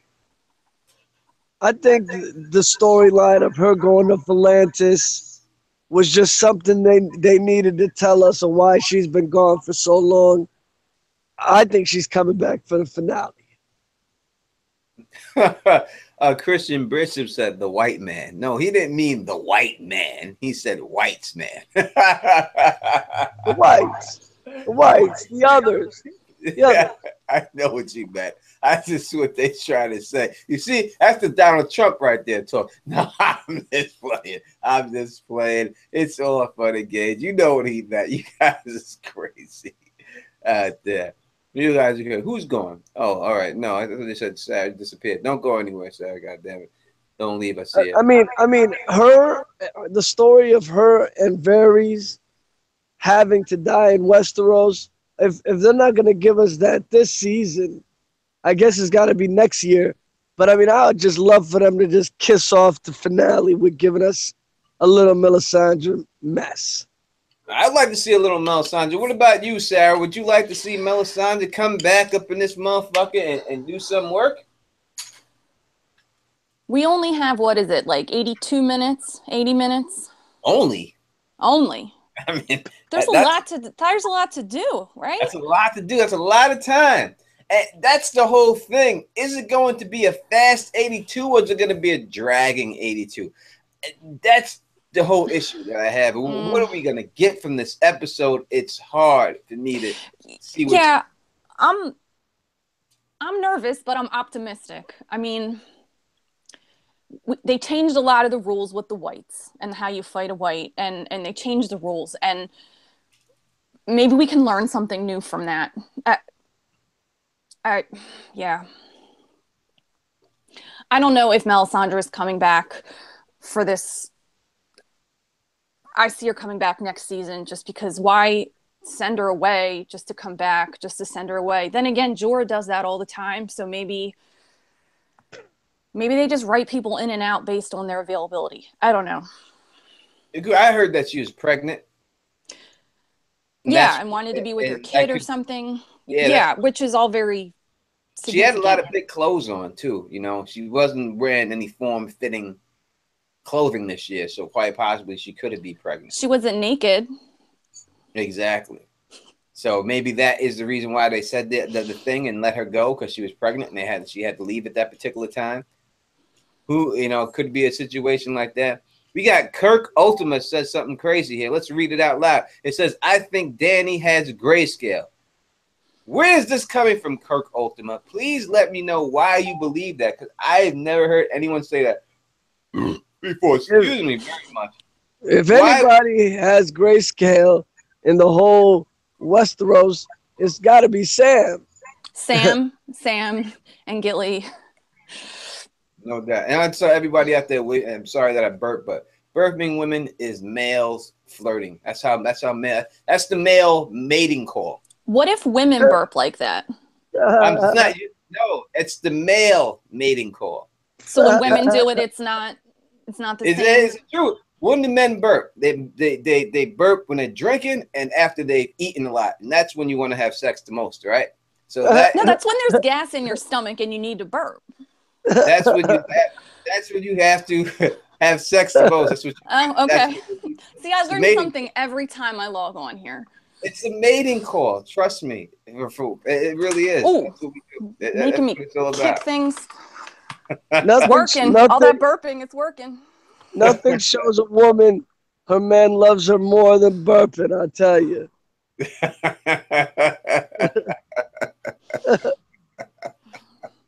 Oh, man. Q&A. Are John and Danny going to have a baby? Oh, my God. Baby Smaybe. There's so much talk about babies. How are they having a baby? Listen. Jorah gives the sword and he's like, for your kids. All right, let's go through it. For your kids with Daenerys. All right, let's go through it real quick, if we can. All right, or not. We don't. Is it possible that Jon Snow could have a baby?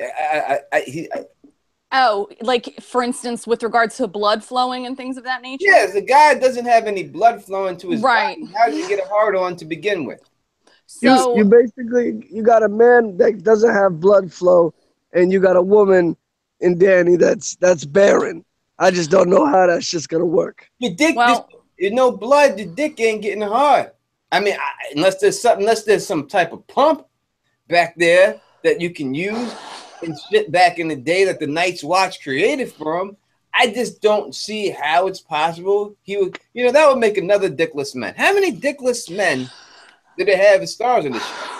Hey, that's what it seems like here. So I just don't know. We have a woman who doesn't have anything going on. Maybe she does because she lost a dragon. Death pays for life. She's got stuff going on at the end of Winds of Winter that make you think maybe her womb will quicken again, right?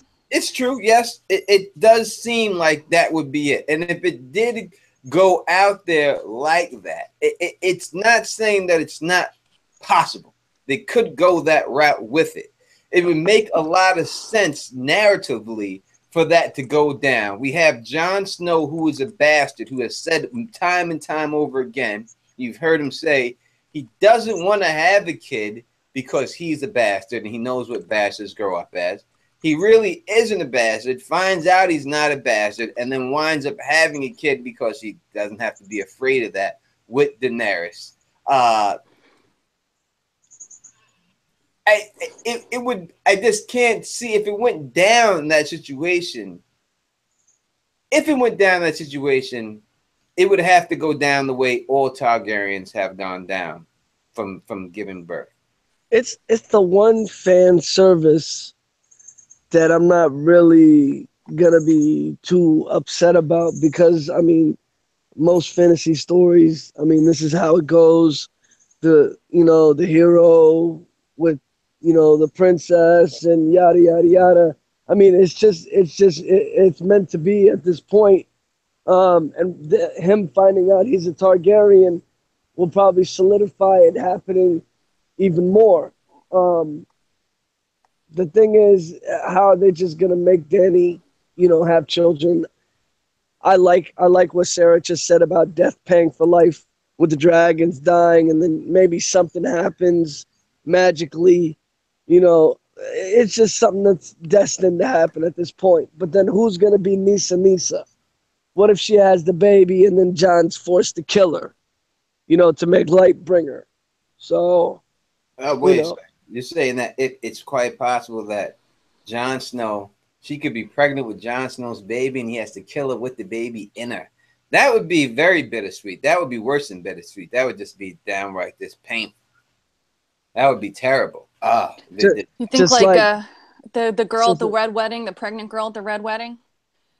Exactly. No. Imagine if GR did that. Yeah. They would have if it went down like that. I mean, if she names that baby Ned Stark, then the baby's dead. The baby's dead. That's it. No one survives with that name in Westeros. No one. Imagine if Danny's about to give birth and John whispers in her ear, "I want to name him Eddie." Eddie Targaryen, Edward. Ned Targaryen, Eddie Targaryen. Eddard Targaryen. I mean, it doesn't sound too bad. I guess it doesn't sound terrible, but I doubt it. I can't. Edric.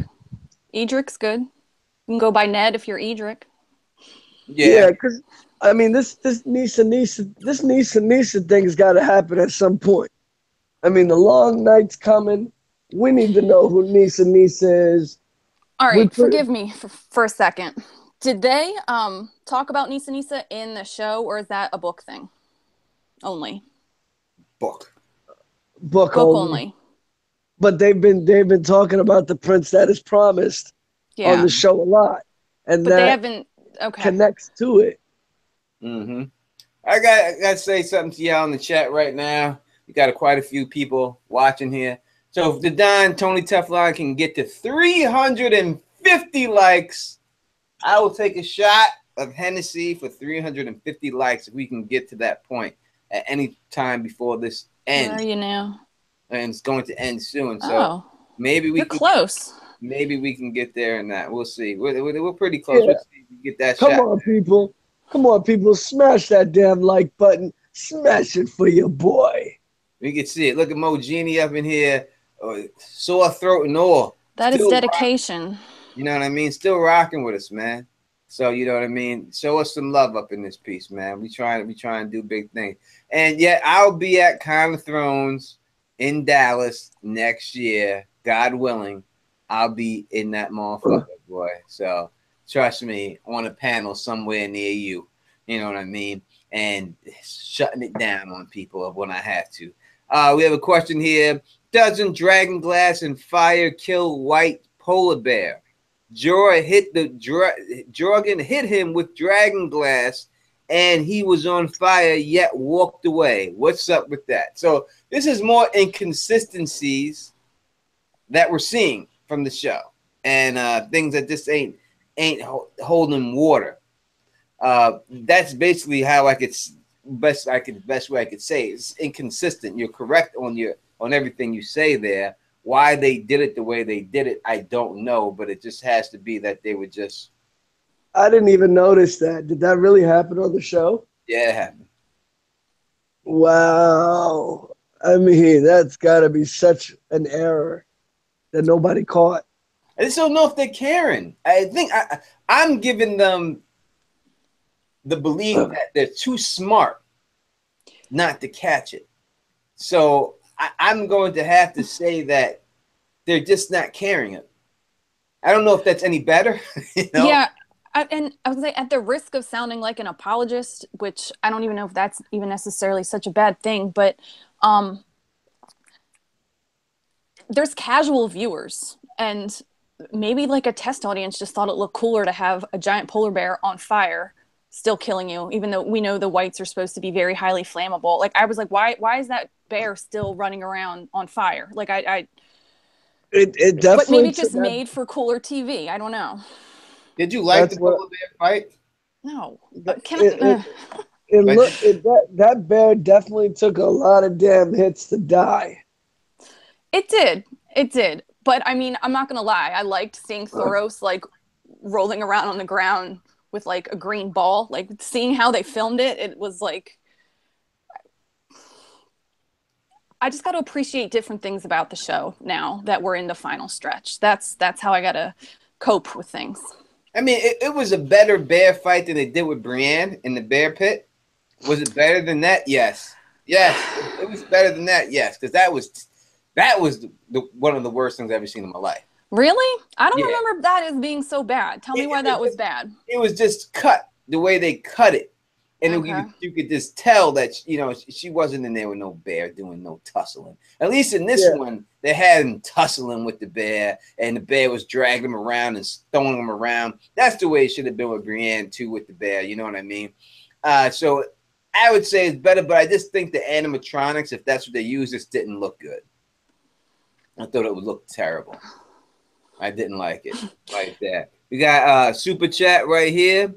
from Lou the Dragon, and he says, "Fuck the bear." And I'm with you on that, son. I'm inclined to agree with that as well. I'm with you on that one. You know what I mean?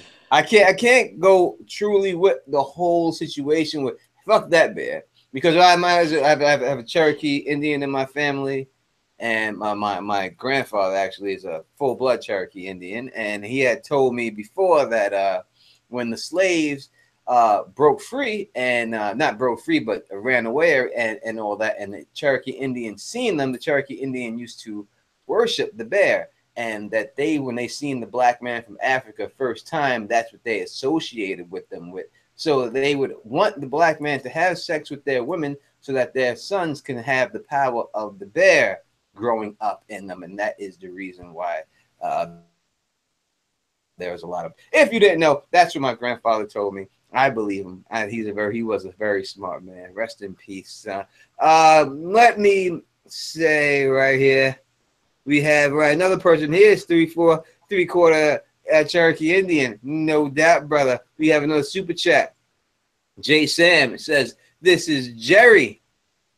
All right, we're gonna read this. I don't know what it says. It may say something crazy, but let's say it says, "This is Jerry. Please urge my wife Bunny to give my peace while I am watching GOT. She vows to cause mischief while it's on. Thanks. Feel better, Mo Genie." Who is that from? Is that from Jerry the Steamboat Targaryen? Jerry who? It says J Sam, and it says, "This is Jerry. Please urge my wife Bunny to give my peace while I am watching GOT. She vows to cause mischief while it's on." So he wants to be left alone while he's watching TV. Yeah. I thought he was talking about Bunny. When I hear Bunny, I think of Eddie Murphy.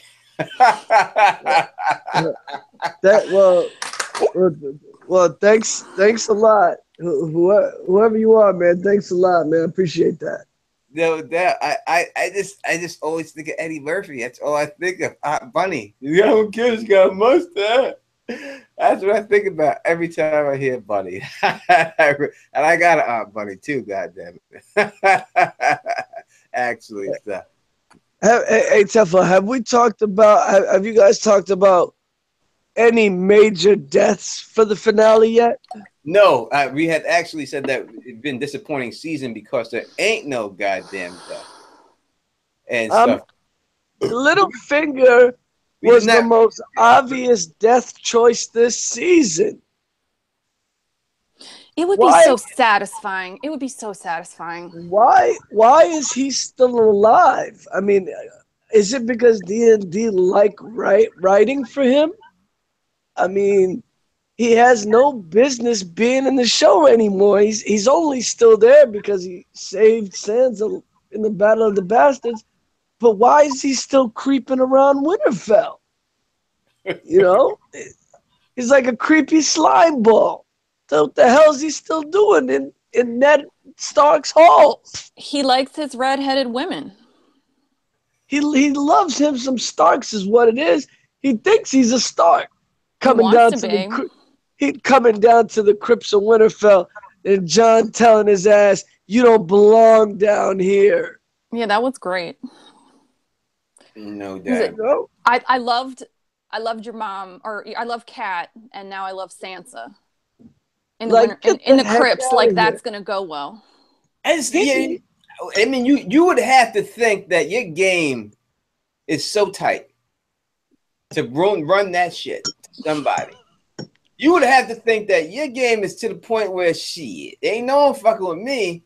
I can say this, listen, man, I loved your stepmom. Now I love your sister. Listen, I want someone to go out there and try that.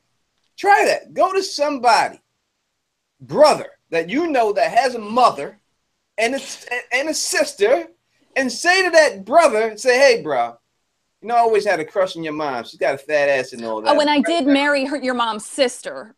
Yeah, I did marry mom's sister. Yeah. Yeah, but now I'm scheming on your sister right now. I'm looking at your sister. What's good with that? Say that and see if you get punched in the face. See what happens. I guarantee you get knocked the fuck out. If you don't get knocked the fuck out, then there's something wrong with that brother. I don't know. I don't know how we've gone through the season without a single major death. I mean, I understand how fast paced they're going, but the deaths are what make the show so great and made the books so great is when you're so close to a character and they go. Last year, I made a video where I predicted that Brienne was going to go this season, trying to save somebody. Anyone else besides Littlefinger likely to die this evening? It better be. Craig is over here putting all the Eddie Murphy jokes up here and cracking me up and shit with the foo-foo and everything else in the chat. It's crazy. I mean, I wish I could do a whole Eddie Murphy review on Delirious and Raw. I would do it. If y'all would watch it, I swear to God, I would review the whole fucking thing and go over all the jokes and everything else with you about that and exactly what that meant at the time when it came out, if y'all watch it. But every time I try to do stuff that's not Game of Thrones, I lose subscribers for some reason. Don't like that. So that's why I just try to stick to Game of Thrones and stuff like that. Oh. I mean, I really thought Brienne was gonna die this season, man. I thought she would be one of the majors that would have gone this year. About Grey Worm. I thought Grey Worm would die too. I also thought Brienne would die. I 100% thought Tormund would die. It's not over yet. They still could die. But I definitely thought Tormund, and I thought Braun would die. I think Braun's going to die every year. So, excuse me. What about Davos? Davos, I don't think he's going to die because it makes no sense for him to die. I mean, even Jorah was on the Jorah can't die. Jorah was on the verge of death, and they just let him live. They just found a cure for it, and it's like, golly, can't y'all let somebody die? Exactly. Now let's talk about flashbacks. We haven't gotten one yet. Are we getting the Tourney of Harrenhal? I mean, are we seeing the Tourney of fucking Harrenhal? Is that what the 80 minutes is? Is that what the 80 minutes is? I hope so. Yes. This is another thing. Another thing this season. We haven't gotten a single freaking vision, man. Like, you're not even going to give us the vision that Bran shows Jon that he's Rhaegar's son, or you're not going to give us the Tourney of Harrenhal. You're not going to give us a single Bran vision. What are you thinking there, Sarah? I'm optimistic. I'm optimistic. Let's see what they have for us at 9 o'clock. I want the Tourney and Harrenhal so bad, just because. Actually, maybe I don't. Maybe I just want to read about it, and it can be one of the things that gets skipped in the show. But no, that I'm not gonna lie. That would fan service make me like real happy if that came on tonight. Gotta get it. I mean, I don't know what else you can give me, but I think you have to give the father this year. You gave the mother last year. To be consistent, you have to give us the father. I don't know any other way you can give us the father but the tournament. That's what he's there. Unless you want to not do the tournament, just have him finding her as a Night of the Laughing Tree. I was going to say, are they going to do the Night of the Laughing Tree, or are they just going to show him, like, dismissing, my goodness, what's the wife's name that got annulled? Oh, my goodness. The way that they've done Brand's character this year, I mean, it's just use the tools that you have at your disposal. He can see vision. Let us see him. That's what I'm saying. They should have started the vision stuff time and stuff. I just don't know what's going to happen. I says, are we going to see a marriage proposal this season? Is that what could it be a marriage proposal between Rhaegar and Lyanna? It could be. It could be a marriage. It could be a wedding ceremony. It could be the Tourney of Harrenhal all lumped into one. But in all honesty, to me, I'm at the point right now that a wedding or a proposal wouldn't satisfy me. I need to see the goddamn Tourney of Harrenhal. Right? That's what I need to see. And in all honesty, I wish they would have dedicated a full episode on the Tourney of Harrenhal. And we didn't see anyone from Game of Thrones, except for Bran walking around, I would have loved to see one full 60-minute episode of the full tourney of Harrenhal and how it went down. And I'm going to bring that to y'all in the chat. Would you have liked to see one full episode of the tourney of Harrenhal? And do you think that would have been a good idea if they did it this season? What do y'all say on that? This is one of the things on them dropping the ball this season. There were so many predictions before the season started, so many articles, so many videos on the fandoms everywhere that we would get the amazing brand vision this year. Some people predicted it would be a whole episode. Some people thought we would just get a quickie like the Tower of Joy scene, but we were supposed to get something. And I get that it was a fast-paced season, but all they basically gave us was Sam and Gilly looking in a passage of a book, giving us one sentence. Ragger. That's all they gave us. Was Sam not even, and Sam didn't even hear it. Mm-hmm. Oh, Ragger. We reached 350. Oh my goodness. You know what that means? God damn it. Don's doing a shot. Shot time. Let me see. What I'm gonna do is I'm gonna use my Game of Thrones shot cup right here. I got a bunch of them over here. I'm gonna use the Targaryen one for y'all, Targaryen fans out there. Targaryen fans, we're gonna do the shot in this cup. Jesus Christ. Thank you for all y'all watching, tuning in, for 352 likes on this, people, and the 14 dislikes. We know there's other YouTubers that don't like me. Shalom. There it is. You know it. You know it. That's how we do it, baby. That's how we get it down. And Natural says he's already lit.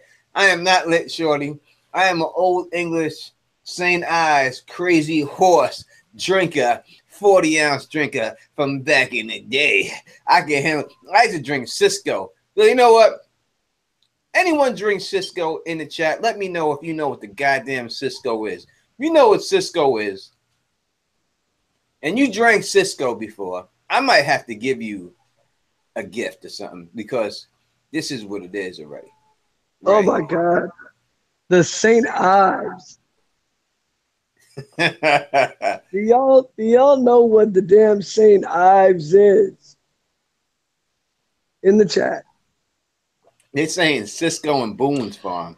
Look, Cisco is some crazy shit right there. You know what I mean? Cisco fuck you up. Okay. Yes, liquid crack. Whoever put that down, you are correct. That's Cisco. Fuck you up. I've seen many of my friends throw it. I've never actually threw up on Cisco myself, thank God. Oh my God. Craig says he used to save the Bobcats from Cisco. That's what's up, man. That's what's up, man. You know, I actually drink the fuck out of Cisco, man. That was my drink of choice when I used to run with chicks. Yeah, I need something to drink. I don't want to drink that beer. I have a little Cisco. That worked every time. Cisco was the shit. Colt 45, this saying, boy, right out here. Colt 45, Billy D. Williams. Says Sarah looks concerned. Sarah, let me look. I'm fine. You look concerned about all this talk? No. Sarah, you didn't drink Cisco in Delaware? What's going on out there? You didn't have liquor like that? Do you have Amish people out there where you're at? Do we have Amish people? Yeah. There are a lot of Amish people, I believe, downstate or like in the surrounding area of Dover, but that's not where I am. So I mean, it's not like I see them on my way to work, but they're around. Yeah. Yeah, I'm around Amish people. A lot where I'm at. There's a bunch of Amish people up here. Thousands of them. I discovered their watering hole. I spied on them actually, because I knew they had to go. I did because I knew they had to go swimming. It was hot. So I was talking to my friends, like, where are these Amish people swimming at? They got to be swimming somewhere. They're not coming to the pools. So we just looked around and we kept going around the woods and we found them in there swimming in that watering hole one time. So I've been to the ocean, to a Delaware beach where like How the fuck did you find the Amish watering hole? I did. I hunted them down, so I played. It's dead ass. Hunted them I'm down. sorry. I'm sorry, Sarah. What were you saying? No, I was good. It wasn't as good of a story. I've seen a bunch of Amish people at the beach. I think they're allowed to like get on a bus, but not like drive it themselves. And like the ladies were all in the ocean, like with the big crashing waves and their dresses and stuff. Like the dudes were allowed to wear regular bathing suits, and they were riding around on like boards. But yeah, I never seen anything like that before. No, all right. So the person asked right here, he said Amish people in Queens. No, sir. I'm from Queens, New York. Lived there, grew up there my whole life. But right now, I live outside around Saratoga, right outside of there. So around this area is where the Amish people in upstate New York. That's where it's at. I've seen Amish people here in Virginia one time, and they don't live here. They were definitely on a field trip. I was at the mall. Getting some gear one day and seen 2 bus loads of them getting off the bus, and all the kids, the boys all had the same haircut, the girls all had the same haircut. That shit was amazing. They do. They are. They all have the same haircut. They are like they're. I don't know. I've spoken to a couple. I feel like at the foreigner. I've spoken to a couple of them before. You know, I have spoken to some of them before, and I guess the black Amish are called the Swamish. You know, it's like you the black people. You can't get a break, even in Amish land. You know, you can't fit it. They got to give you a different name. I didn't even know they have black Amish. I gotta say, I didn't know they did either. They did. It's called like the Swamish. The Swamish. If you're a black Amish, you're it's called the Swamish or something like that. That's what a black Amish is. Hey. There's a lot of community in Pennsylvania where like at hospitals they'll have parking spots for horses and buggies and stuff. Like there's parking spots for cars and there's parking spots for horses and buggies. Oh, listen, there was a dude up here who was arrested for trying to have sex with the Amish horse when it was locked up on the Ames parking lot. Oh boy. Yes. Good God. Raping. He's lucky the horse didn't kick him. But, you know, the horse probably didn't feel him. I mean, listen, you're a human being. Horse can't feel you. What are you trying to do? Compared to what them horses be taking you? Are you crazy? You can put your whole body in them. They ain't going to feel you, goddammit. All right, let's start talking about Amish lifestyle right now. Go back to Game of Thrones. So when Mira drags Bran up to the wall, she says, I'm Mira Reed, son of Howland Reed. Like Howland Reed, or is it time to go? Howland Reed's names get dropped a lot, which gives me hope for maybe a attorney of Harrenhal. I think we have to have attorney of Harrenhal. I really do. If we don't get attorney of Harrenhal, I would be very disappointed. Everyone in the chat agrees that they wish that they had a whole episode dedicated to the attorney of Harrenhal. I wish they did too. But Howland Reed, are we going to see Howland Reed before this show is up? Is it going to happen? Well, what do you think? We'll start with you, Mo. I think Sarah thinks yes. I want yes. I mean, I've prayed for so many things to happen on this show. I prayed for Lady Stoneheart. They didn't give me Lady Stoneheart. You know, is Howland coming?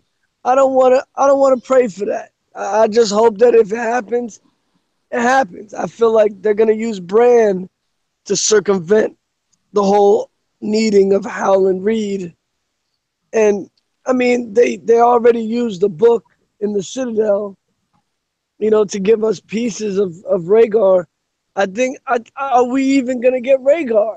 I mean, are we even going to get Rhaegar himself? I don't know, guys. They're just really skipping over stuff that we need. Yeah, you know, we'll see. What do we think there, Sarah? Are we going to get him or what? I really just want to be optimistic and say yes. We're gonna get him. Am I echoing?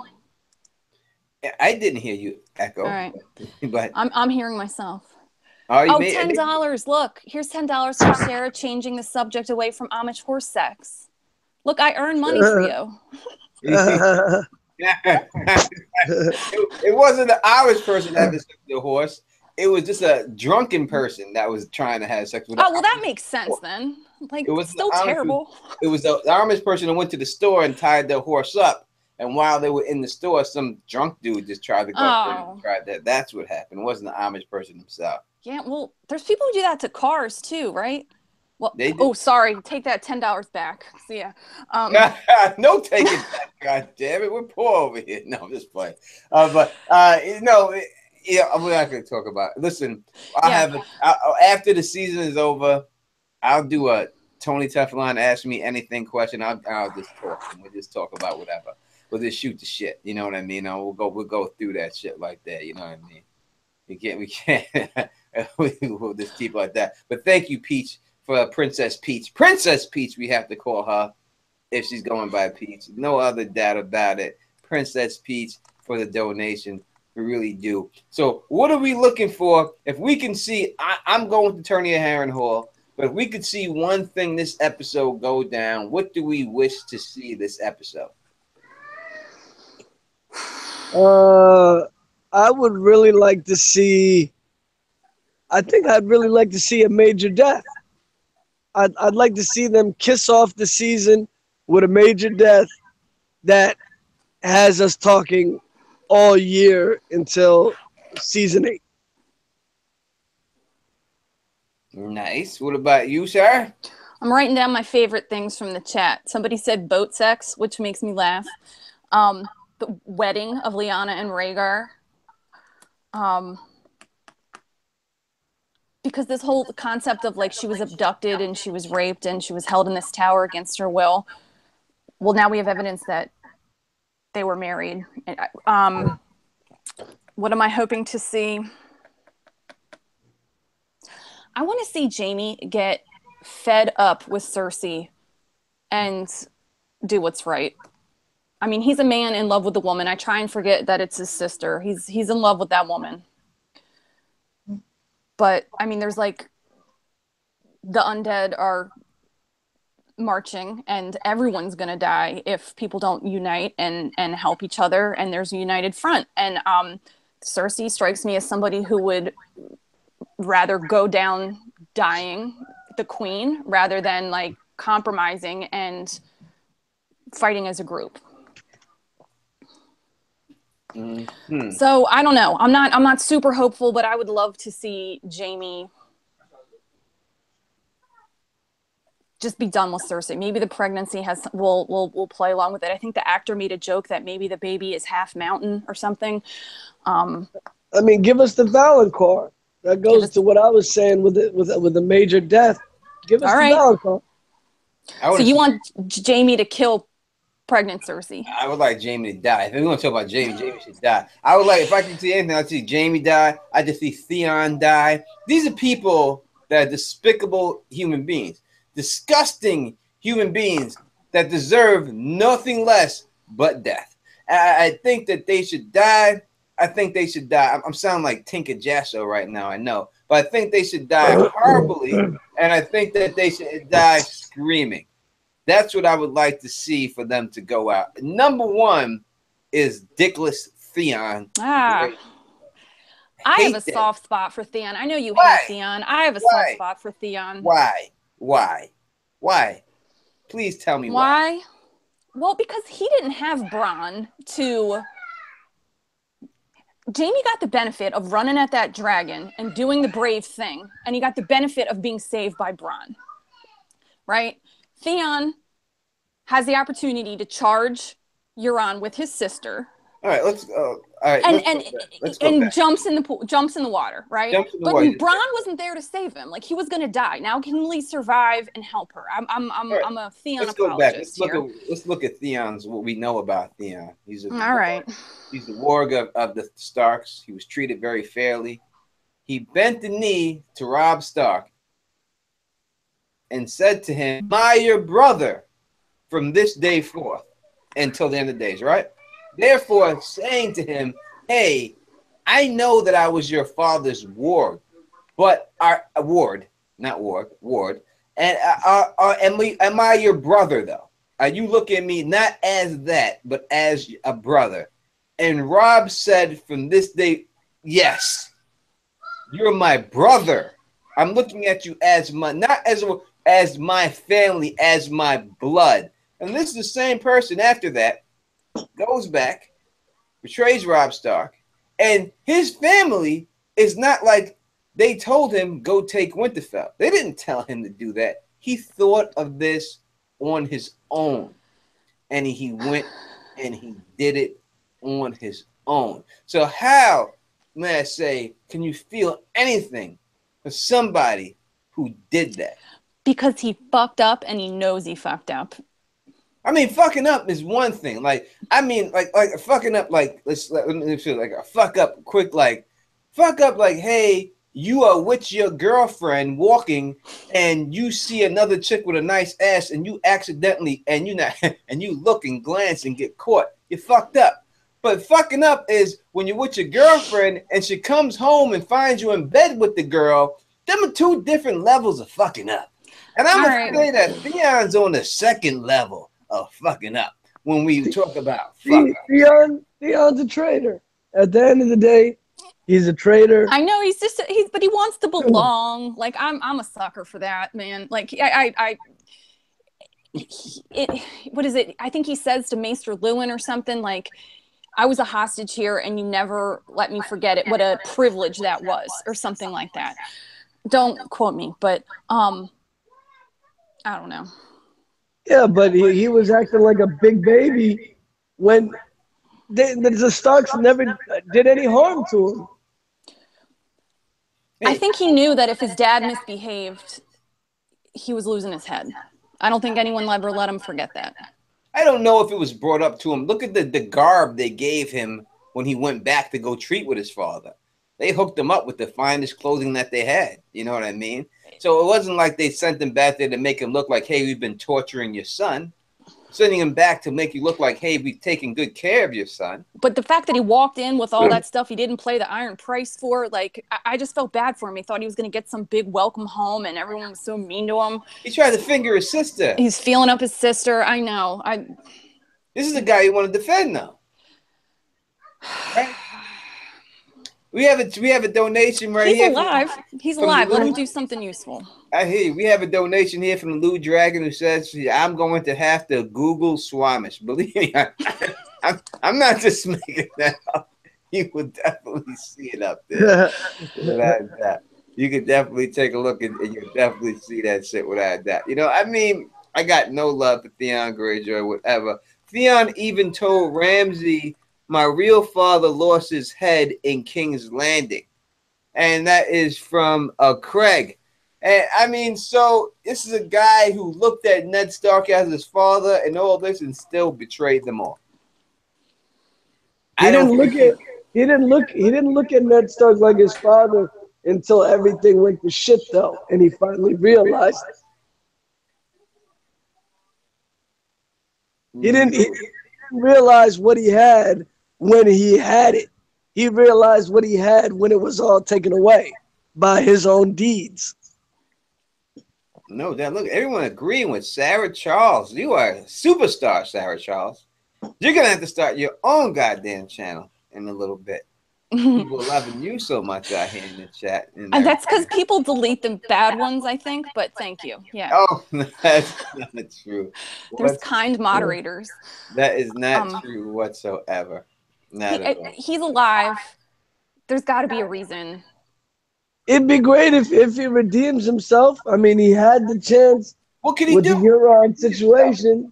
What can he do? He can save his sister. And that redeems, that makes up for all the wrong he did, you think? Absolutely not.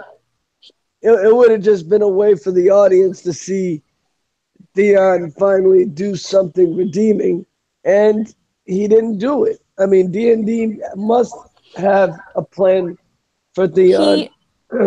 He told Sansa that he didn't kill Bran and Rickon. Okay, he did kill the Miller's boys. That was pretty bad, especially since they might have been his kids. But he saved Sansa. He did. Not Jane Poole. In the show, yes, he did. In the show. What else did he do? He's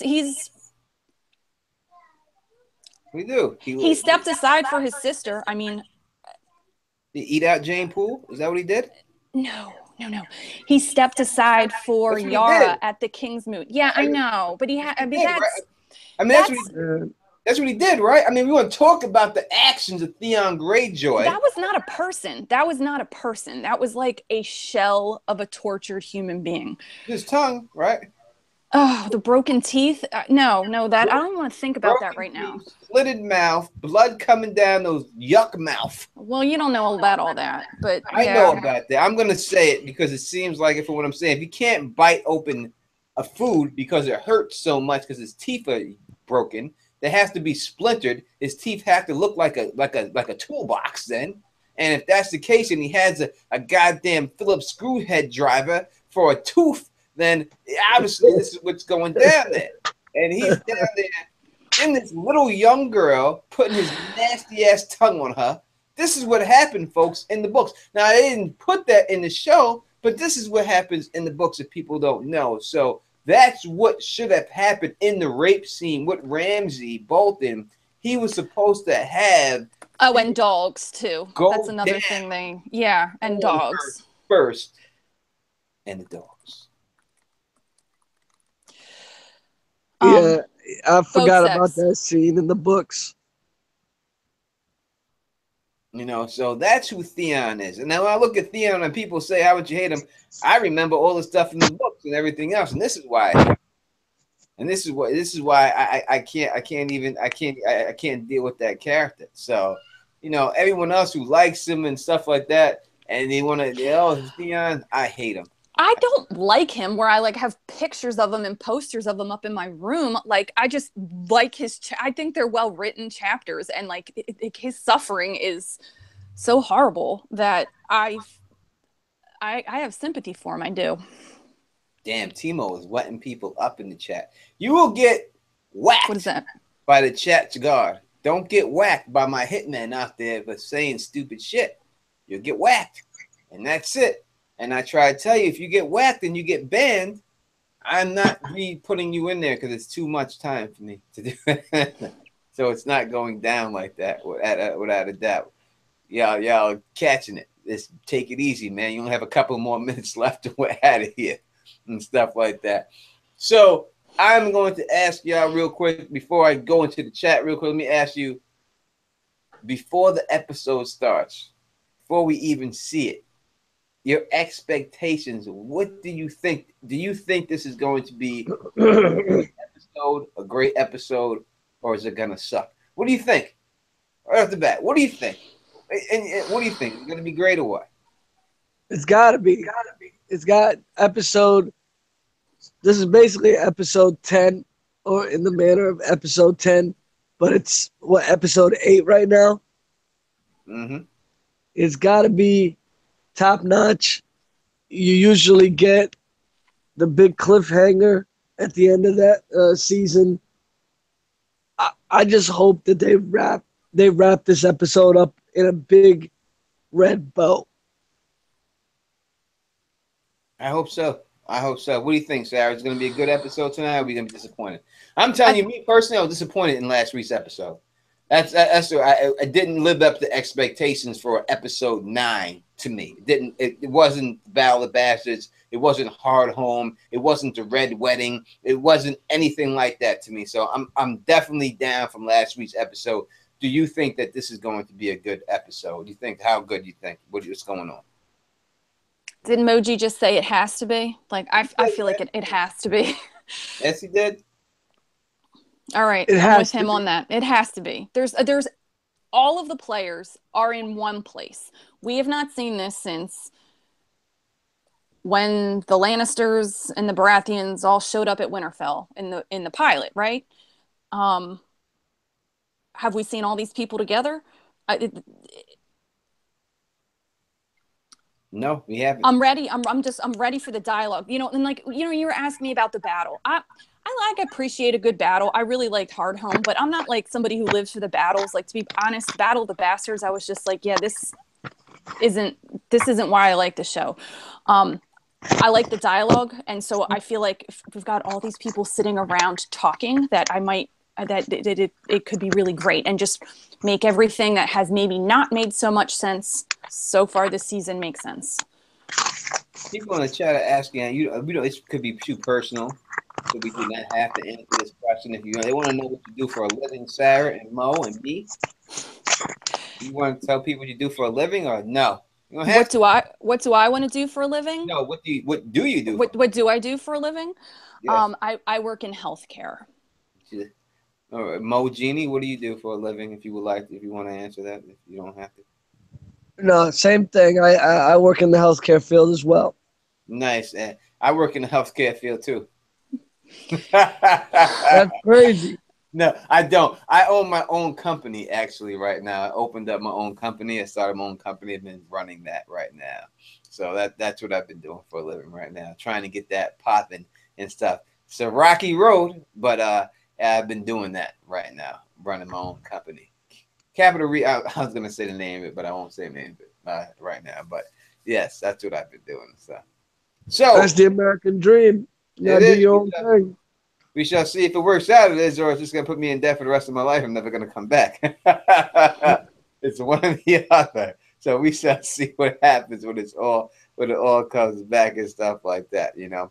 So as always, especially for the last edition of the pregame show, but we'll be back, me and Mo Genie, especially when his voice is better, to do after the season is over, a recap of this last episode and beyond all the time. I would like to ask y'all to rep your hood. And that means to the over 270 people watching right now, 470 people, my bad, watching right now, please put in the comment section where you're from, what city you're from, and I will shout it out right now so everyone knows that we are worldwide here on Teflon TV. And let me go through a couple of them real quick this week. They're coming in, and let me get y'all repped real quick. No doubt. Let's see. We have right now the Michael Anderson Show from Richmond, Kentucky. Jessica from Memphis. Sandy Stark says, thank you. Mo, Jeannie, Tony, and Sarah, thank you for watching. Last pregame of the season, yes, because there's no more, so we can't do any other. You're saying I got bad audio issues? I don't know how. I think it sounds fine. Peter Griffin, Chicago. JW, it's Cleveland. We have Black Goldeneye, NYC, OTDA, Tennessee. J3, Dallas. Chicago, baby, from Jaytana, Chicago. Makes a lot of sense there. I would think so. We have Oklahoma from IC Spots, London, Dallas. Jesus. I'm not gonna. Ahmed from London. I'm not gonna say your first name because I don't know if I can say it right. Riz is from Delhi, India. Thank you. What's up? It's going over there in India. Miss La Rockstar is from Cape Cod, Massachusetts. One of the only things I like from that state is Miss La Rockstar. Gaming with a White Guy, Hot Springs, Arkansas. There's another person from Arkansas, from the way of Orlando. The Melissa Shannon is from Memphis. Pam is from Maine. 9 Nichols from Buffalo, New York. I was just in Buffalo, actually. Dave McKinney is from Delaware. Ed Mom from USA. We all from the USA, I think a lot of us are. We have another person, Sid Nana from India. Another person from India, Sharma from India. Listen, we popular in India. What's going on? Told them Indian women that Don said, what up? I'm single, goddammit. We have Comments TV from Long Island, New York, New Hampshire, Georgia, Sacramento, California, Argentina, Saudi Arabia, Kansas City, Missouri, India, London, UK, North Korea. Who's from North Korea? What up, y'all, North Korea? Got love for everybody out there. Argentina, Virginia Beach, Serbia, all these people from all over, Slovenia, the UK, I can't say names anymore. India, Los Angeles. Jedi is from Los Angeles, Baltimore, I mean. Erin is from Cali. Everyone, Canada, from an anonymous Canadian girl. That makes a lot of sense too. We have a lot of fans from a lot of different places. You know what I mean? I don't know if that person's from North Korea. I don't know if they're allowed to watch in North Korea. But you know, I love everybody. I love all y'all. Alabama, from Sid Nanya, France, right there. M. Anthony is got the thumbs up for the down and everybody else in there. The Blue Great Stash of Kentucky is in the building. Sam R is representing Toronto. We have people from all over, all places of life, and that's what it's all about. You know, if anything, if you could learn anything from the Song of Ice and Fire book series or anything like that, what I would like to take is this, that, you know, we have people here from all over the world who have different feelings about different things, different experiences growing up in life, different family lifestyles, different everything. But the bottom line is that we all find a Song of Ice and Fire in common, and we're able to get along. And I think that people have more common grounds than just a book series. I think that people have the ability that all we want the same thing in life, and that is for kids, our children, to grow up to be healthy, strong, and have the best shot to be what they want to be in their life. That's all anybody wants. So I don't think that we need all this bullshit that goes along in the world, and we all just want the same thing. Let's just strive, if not for ourselves, but for our children and the next generation, to be able to make up their own mind, their own decisions, and put them in the better place, because teaching them hate, it's only going to make their life miserable. So don't teach hate, teach love. That's where we go. I feel like Jerry Springer right now, giving Jerry's final thought. Giving a goddamn Jerry moment without a transsexual next to me. So, Sarah, Mo, thank you for joining me right here, and everybody else in the chat. We're going to bounce so y'all can get ready for this episode. Sarah, thank you. Yes, thank you. For hanging out again. Thanks for having me. Really do appreciate it. Mojini, let the people know where they can find you. What's up, everybody? You know what time it is. Moji Osmond on YouTube. Moejii. You know where to find me. Me and Teflon are going to try to do our power hours. Even with the season over, you can catch us on one of our two channels. No doubt. Teflon TV, Moji Osmond, Power Hour. We'll definitely be doing all that stuff, getting it popping. So if you like the way we do this, please thumbs up this, please spread this across the realm, and please subscribe. And until next time, you know who it is. Peace! And stay sexy.